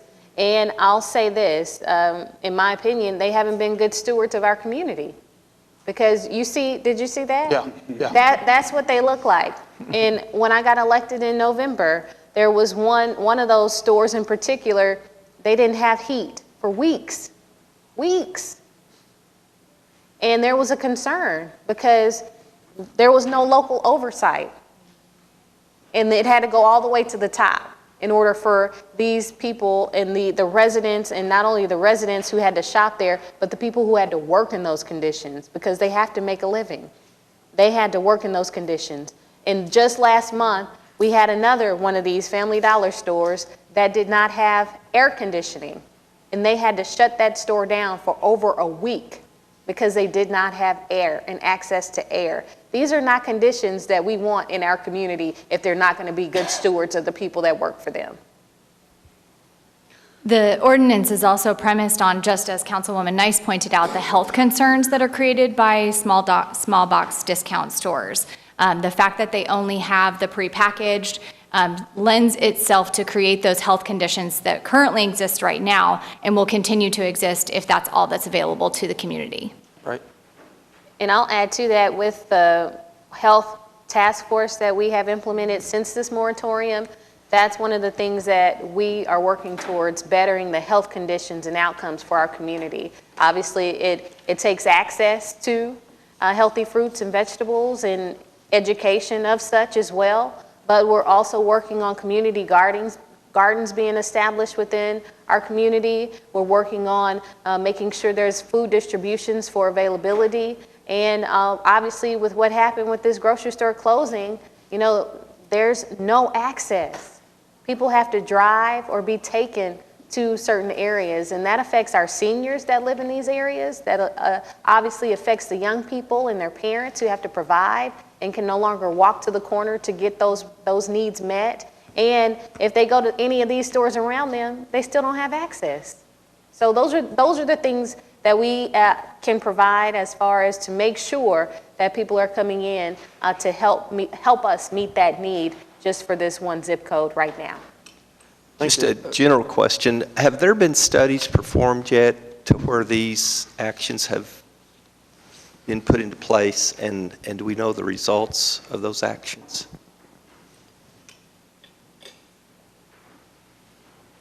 Jeff Butler, Interim Planning Director. There have been a few. Unfortunately, I'd say it's still too soon. There haven't been many. This issue hasn't been, at least this way of addressing the issue hasn't been around for very long. So there are just a handful of communities that have enacted an ordinance such as this, and so it's a little too early to tell exactly what the effect is. And the term of this one is for 10 years? Is it defined? It doesn't have a term. Oh, it's indefinite? Well, when do you think we can come back and amend conclusions could be reached, say, as early as 3 years? Well, so the overlay district would be put in place for instance, if after the zoning code is changed and there was a request for 73111 to specifically be included as part of this overlay district, they would be subject to those additional regulations. Should the conditions change within that zip code, then it could be suggested that that overlay be removed and that request could be made. Right. The only concern is there's an article yesterday in the Wall Street Journal that discusses an example when government regulations such as rent control are removed from neighborhoods prosper and flourish, crime goes down. You see new investments coming in, and so the neighborhood actually improves. I'm not saying that will happen in this situation. I'm just saying watch it to see what results are, because sometimes, again, more government regulations, it's a disincentive for new businesses to come in. I definitely agree with what Councilman Greenwell said, so I'm a little bit skeptical about this, but I think what we're doing today is we're just initiating the zoning application right now for it to go through the staff reporting process, and then it'll go to Planning Commission, and then it'll come back to us to actually approve it, right? Yes. Okay, and so this is lacking a lot of the details, I think, right. Which I think it'd be nice to have a little bit more of the details. But like Councilman Greenwell said, restricting economic activity is usually not a really good way. I realize that there's a problem in this zip code, and I certainly want to help it. And so if you think that this is a right direction, I don't want to stand in the way, but I would really encourage more of improving the homes in the area, improving the infrastructure in the area, improving the education choices that the people have in the area. All of those things, I think, will have a longer effect and a better effect on it than restricting economic activity. But again, I don't want to stand in the way of the process. So those are just my a little bit of skepticism from me. Thank you. I do want to address that because I think we have to be focused on health. And that's what this concern is, health. And I understand how we're saying economic development, but we're just the only thing we're keeping from our consumer is processed food. We're keeping away proliferation of a small box discount option and the fact that our community no longer has access to anything healthy. We want to bring something healthy into this community, and with even a grocery store option that's coming, that's going to be at least maybe in the next 1 to 2 years before we see it. So this is something we have to address as far as a health concern right now in the crisis. And again, when we're looking at the health as far as breast cancer being 2 times higher, morbidity, infant mortality, maternal mortality, those are the things that affect our community tremendously and greatly. And of course, these types of stores, they want to come into the community because they know they can. And they know they can take advantage of those people who live within those areas because they're going to want what they want. But if they don't have access, they can't get it. And that's what we want to do with this whole just overlay. And again, it's just one zip code. We just want to make sure we're providing healthy access for our consumer. And once we see a trend as far as that need being met, I'm more than happy to remove that overlay. But right now, I'm hoping we can all come to a consensus to agree that our community needs health access. They need healthier benefits to that community. We need to make sure our young people can thrive. In most communities, they won't come in if you don't have access. So it's hard to grow the community and have the infrastructure or the homes and all of the schools if you don't have access to a grocery store, you don't have access to fresh options, you don't have access to healthier things that can be made available within that community. So those are the things, and I know we're working with the Oklahoma City County Health Department, so I don't want anyone to think we're not working towards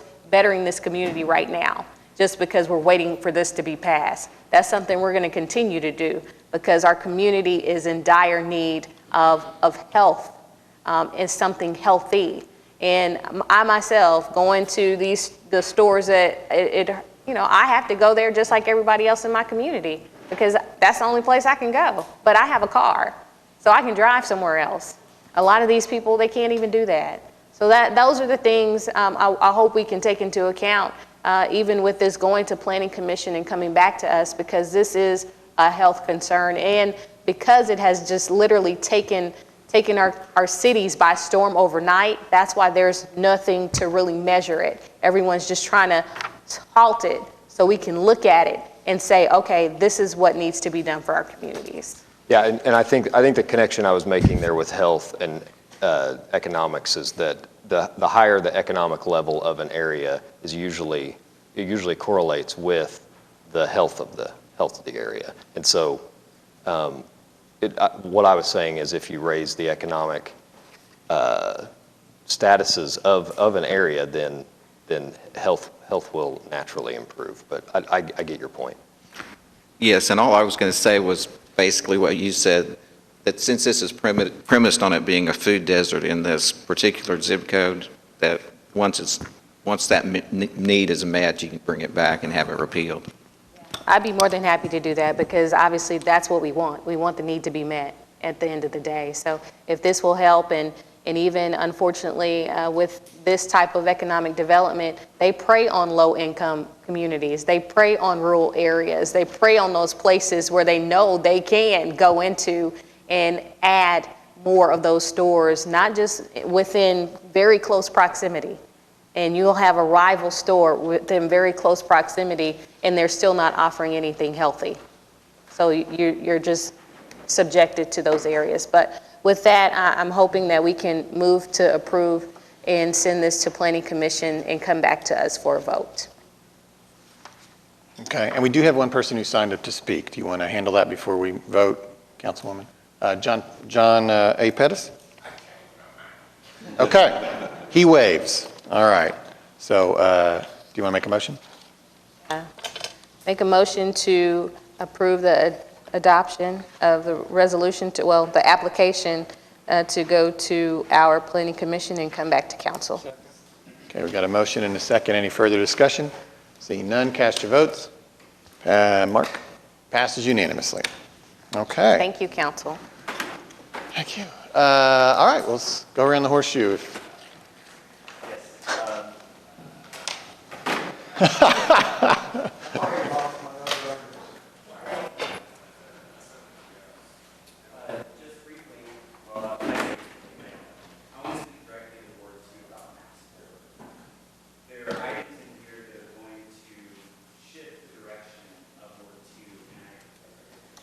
I'd like to speak directly to the citizens of Ward 2 about Maps 4. Sorry, my microphone was not on. I would want them to remember, as I've said before, that Paseo was our first shopping district outside of downtown at 23rd Street. We set the tone of what movement outside of downtown would look like. And today we heard the 23rd Street Uptown district renew the promise of that movement from downtown when they applied for their bid. And it is now my honor to have worked with Councilwoman Hammond and our working group on sidewalks and bike lanes and streetlights to honor the vision that was created 90 years ago with a sidewalk and bike and streetlight and trails proposal that I feel will spread across the entirety of Ward 2. For anybody following at home who wants to see where the pedestrian priority areas where we'll be investing in those sidewalks, you'll go to Bike Walk OKC, you'll Google that. You'll go to Chapter 3, the pedestrian plan. And on page 68, you will see areas where we will be putting sidewalks based on the populations, access to churches, access to schools, access to transit, access to parks. We were very intentional in what we did, and I want Ward 2 to know that. That means also improvements in our parks, possible youth centers, community gardens. We're getting a BRT on the northwest side outside of Maps 4, but the two that are proposed in Maps 4, a northeast BRT and a south side BRT, are going to be critical to actually creating a reliable public transportation system in our city with frequency between 8 and 15 minutes. Together, those three BRT lines will do that. I would note that the Clara Looper corridor beautification from Mayor Holt's proposal includes beautification of the entrances on and off of I-235. For too long, to Councilperson Hammond's point, 235 has been a barrier between Ward 7 and Ward 2, no longer with Maps 4. Not with Uptown 23rd Street doing its business improvement district, not with the investments that our working group have put in to the Clara Looper corridor, not with the mayor's beautification investments into the Clara Looper corridor. And now we'll have access to the Freedom Center that is also part of Maps 4 and to an adventure district that has too long been disconnected from Ward 2. We will see 500 bus shelters, Ward 2, and it will be spread across our city. And we have invested in 5 historic districts that have for too long been too left behind in infrastructure improvements, and those include 2 in Ward 2, as I said. One is the old downtown Britain. The other is the Windsor district that I share with Councilman McAtee. This is about not just our ward, Ward 2, this is about better connecting us to our neighboring wards. The small business incubators in the innovation district, about which I have concerns, but the small business incubator will be important as we invest in those districts because it should be local people who have their entrepreneurial ideas tested at a small business incubator, and they should be the ones setting up shop in these new districts, not new districts, but these revitalized districts that will be revitalizing across our city. The OCU corridor, Ward 2, will also see beautification, and so too will connections along 39th to Classen and 39th Street and Route 66. My point being, Ward 2, we have a lot of work to do to hold accountable this maps, but I remain very excited about that. Finally, I saw in the news last week that this is the 400-year anniversary, if we want to call it that, and this is from our local paper, the Oklahoman, of the first slaves being kidnapped from Africa, brought to this continent. Once upon a time in Africa, you all might know that tribes would go to war with each other there, and the spoils of war were that you would enslave each other's tribe. The Europeans really changed that game when they started bringing Africans here to America, and they made slavery not based on tribal differences, but literally the color of our skin. And around that same time, we created a hierarchy based on race, one that Clara Luper and her students in the late 1950s broke down here. And it is, again, my honor that MAPS 4 should honor her students and their struggles and triumphs to make sure that all of us, regardless of our religion, our sexual orientation, our gender identity, our religious beliefs, our skin color, how we love, whatever, are able to call Oklahoma City home. I hope that this MAPS continues that forward step. Thank you.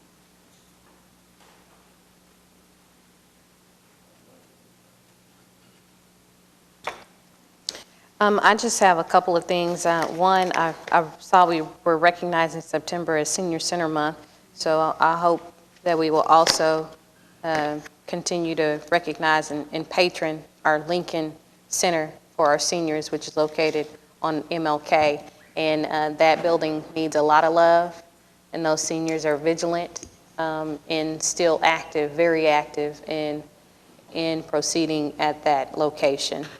Another thing, obviously yesterday was the highlight of Ward 7, especially our Northeast Quadrant, because of what has been happening in our community within the last few weeks, and that is the announcement of Homeland locating a 30,000 square foot grocery store in Northeast Oklahoma City that'll be located on Northeast 36 in Lincoln. And it's a long time coming. And it hurts that you have to have these types of conversations for 26 years for a community to receive something they should have always had.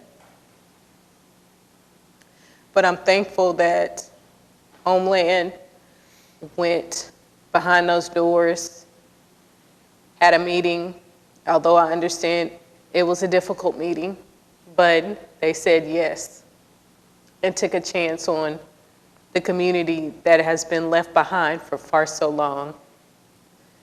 And for them to commit to put a 35,000 square foot headquarters in this community, it means more than words can say. Obviously, from the presentation earlier, you understand why I'm emotional, because my community is suffering. My community is in need. And it's a shame that you have to beg for people to bring you groceries. And this is Oklahoma City in 2019.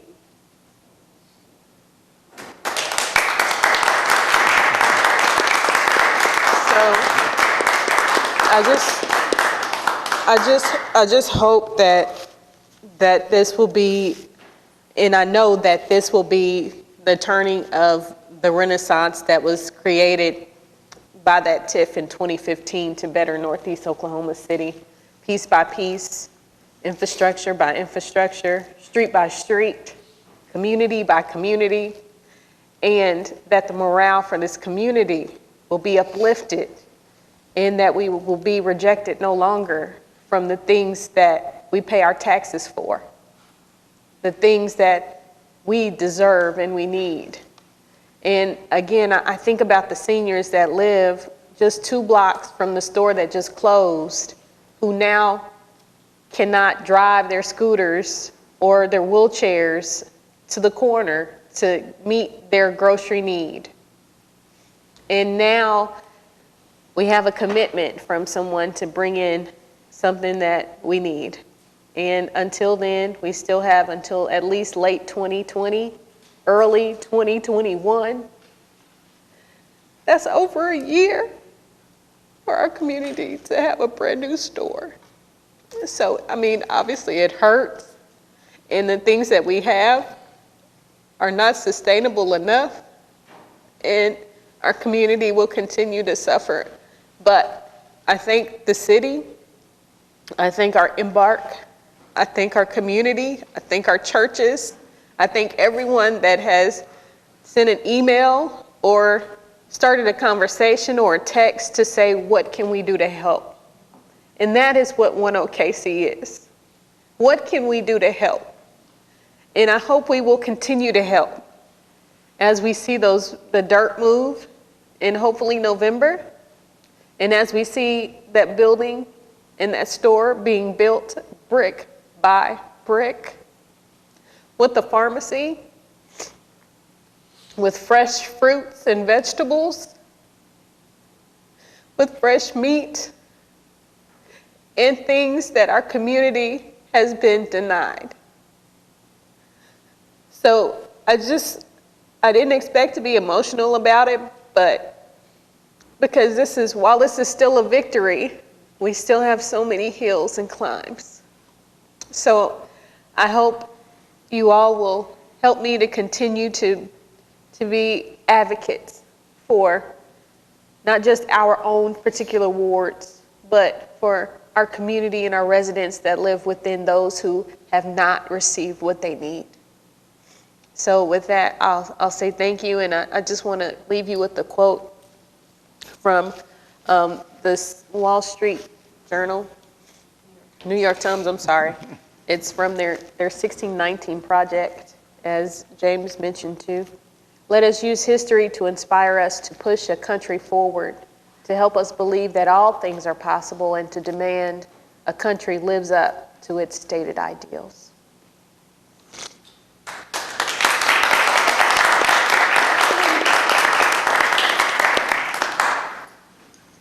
Okay, that concludes items from council, and we have city manager reports, item 12. So we have 3 on there, the claims and payrolls on. We also have a home sharing ordinance update. This is something that's requested when we put the home sharing ordinance in place, just to give an update on status. Particularly, there was concern about where we would have complaints and how we were addressing those. So there's information about that. We also have the sales tax report on. You can see that sales taxes was just 1% growth this last month. So it's been performing below what we expected. Fortunately, right now it's been offset by use tax growth, but it's something we've still got to monitor going forward and see that we do have revenue slowing within the city. That's all I have. Okay. Thank you, Mr. City Manager. We're now at Citizens to be Heard, item 13. Ronnie Kirk.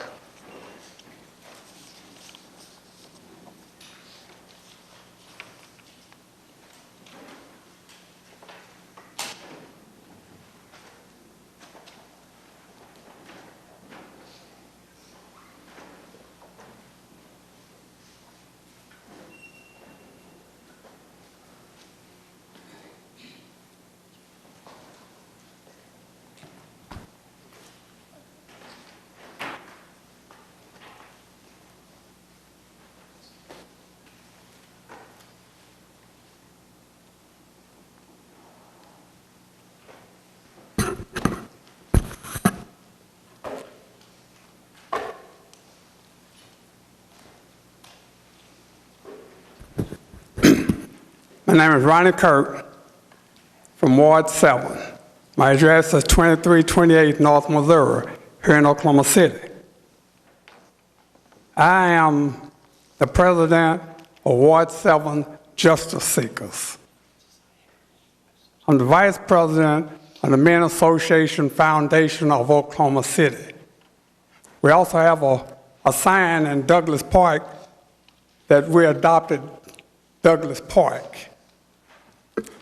But today I come down to talk about, I came here July the 18th.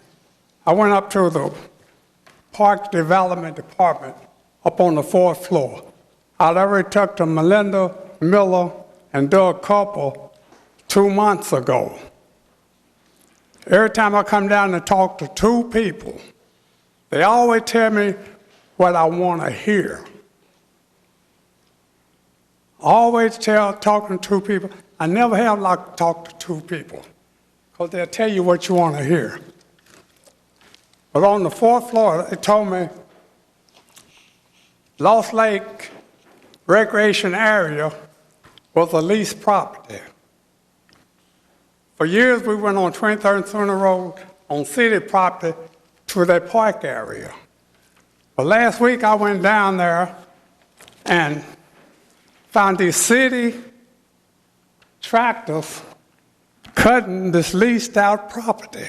I brought y'all the pictures. Upstairs, they say the city didn't cut leased out properties. Yes, they do. And also went to all the senators' offices in the past. I got all their cards in my folder here, all of them cards. Mr. David Hall got yours before you even come over to represent the council. I gave y'all the same information about putting these chips in these guns. I gave, and 5 city council members, I even demonstrated, y'all are new, I even demonstrated how a person with, untrained person with a gun shoot. They shoot over their head, and your hand don't stop shooting until your clip is empty. You would kill more people just by nervous reaction. Now you find everybody's got weed license to smoke weed. They run around here kind of out of control, not out of control, but not thinking. But if they got a gun and somewhere anything pop or go up, y'all seen on the national news where they heard shots at a mall and everybody just scattered and run and jumped over kids. And it wasn't even a gun, it was just things going off. They need to take it under consideration what's going to really happen when everybody's doing all these different things that they're trying to do, and they out with everybody got a gun. Just like the paper say, put a chip in the gun, let them have all the guns they want, but they can't sell them, can't move them, can't take them nowhere. Do your wallpaper with guns, and just that you have control of where they at. And Ronnie, you're at 3 minutes. Yes, sir. Mr. Cooper, last Monday at about 12:15, some friends of mine called me and say, we seen one of your friends walking on the northeast side of town, on the north side of 23rd, walking up 23rd. I said, which friend? They said, one of the city council members. They consider all y'all my friends. But they said, the one with the glasses. I said, I know just who that is. And thank you. And we always, for 2 months, we gave out 3,000 flyers on northeast side of town. It's telling everybody, use Crest store. There's a need. Mr. Kirk, you're at 4 We're going to minutes. start helping the people get to the stores. Okay. And y'all got this here, and both the Crest stores got it, and the one in Edmonds getting it too, until we make something happen for all the citizens. All right. Thank you, Mr. Kirk. Michael Washington. Oh, and one more thing. Mr. Kirk, I'm sorry, we have to move on. Okay. As far as the OG&E fixing all those lights, me and Emmanuel, we did a science project a couple of years ago, and we didn't put a disruptor up in those lights where somebody's stealing the wires, and stealing the wires to disrupt the signal and start the alarm off, and that'll help save us some money. Okay, thank you so much. Thanks for your patience today. Michael Washington, not here. David Nematpur.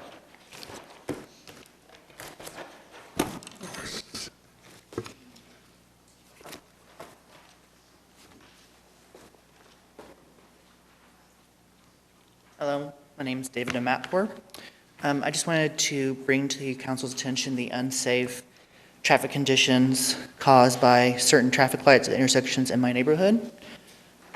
First, the lights at Hefner and Hefner Parkway have timing that causes traffic to back up on the westbound Hefner, blocking a business and causing even more traffic issues for those heading west and those trying to turn in and out of the business. At times, it's often a wait of 10 minutes just to get to the light.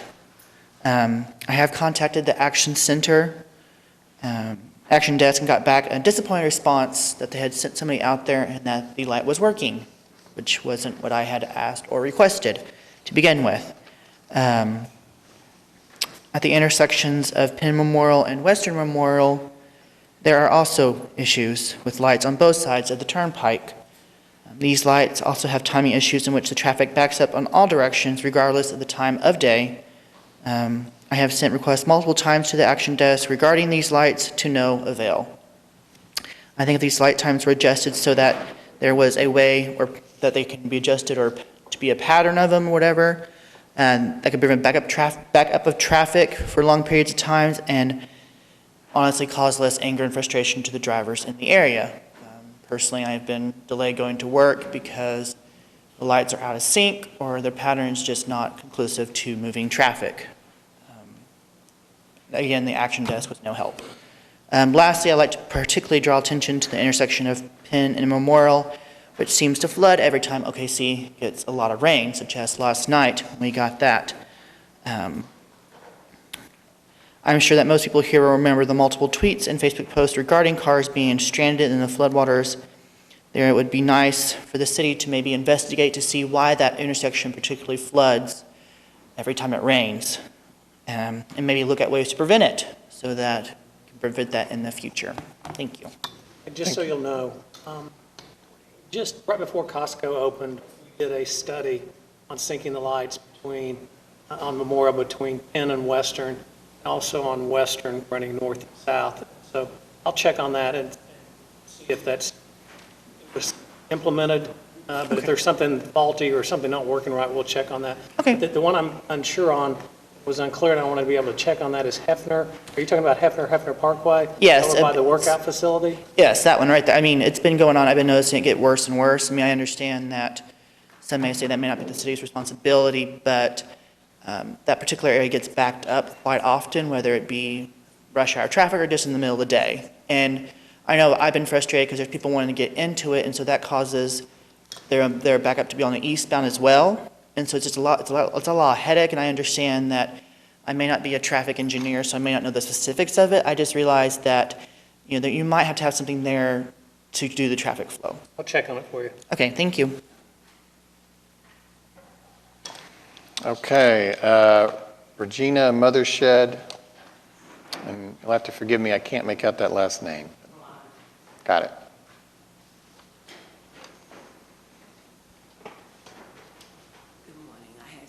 Work, but we had an outage last night. We had an outage, so I didn't bring it. But I'm here for 3 reasons. I was just sent something about the maps for adding Foster Center to Henrietta B. Foster to your maps for, and the creation of a new Henrietta B. Foster Center. First of all, it's already created, so you don't have to recreate it. And the purpose of that center is for you all to use it as an incubator to do small business training, which I feel is unfair because the citizens in that area raised the money to purchase that building for a community center for the children in that community. It has not been used for that since 2009 when they shut down all our programs. And it's still sitting over there, and it's not for the community. So we will be meeting with our Councilwoman Nice today to discuss that. The other thing, I live at 718 Northeast 4th, and I am in what you all call now the new innovative area. My question to this council, because all of you are new, so I'm going to give you the benefit of the doubt. Eminent domain, once again, is running through the community. And they're saying that the city is going to do eminent domain with the 17 citizens still living in that community. We need to know, truthfully, is this a fact? If it is, we want to know so we will know what we need to do to protect ourselves because we're not wanting to move. You all want us to move. We don't want to move. So we're being overran by people sending us cards telling us that they want to buy a property. I walks out and look in my yard because I know I don't have a for sale sign. So I'm being sent all this. One gentleman said he got over 50 cards.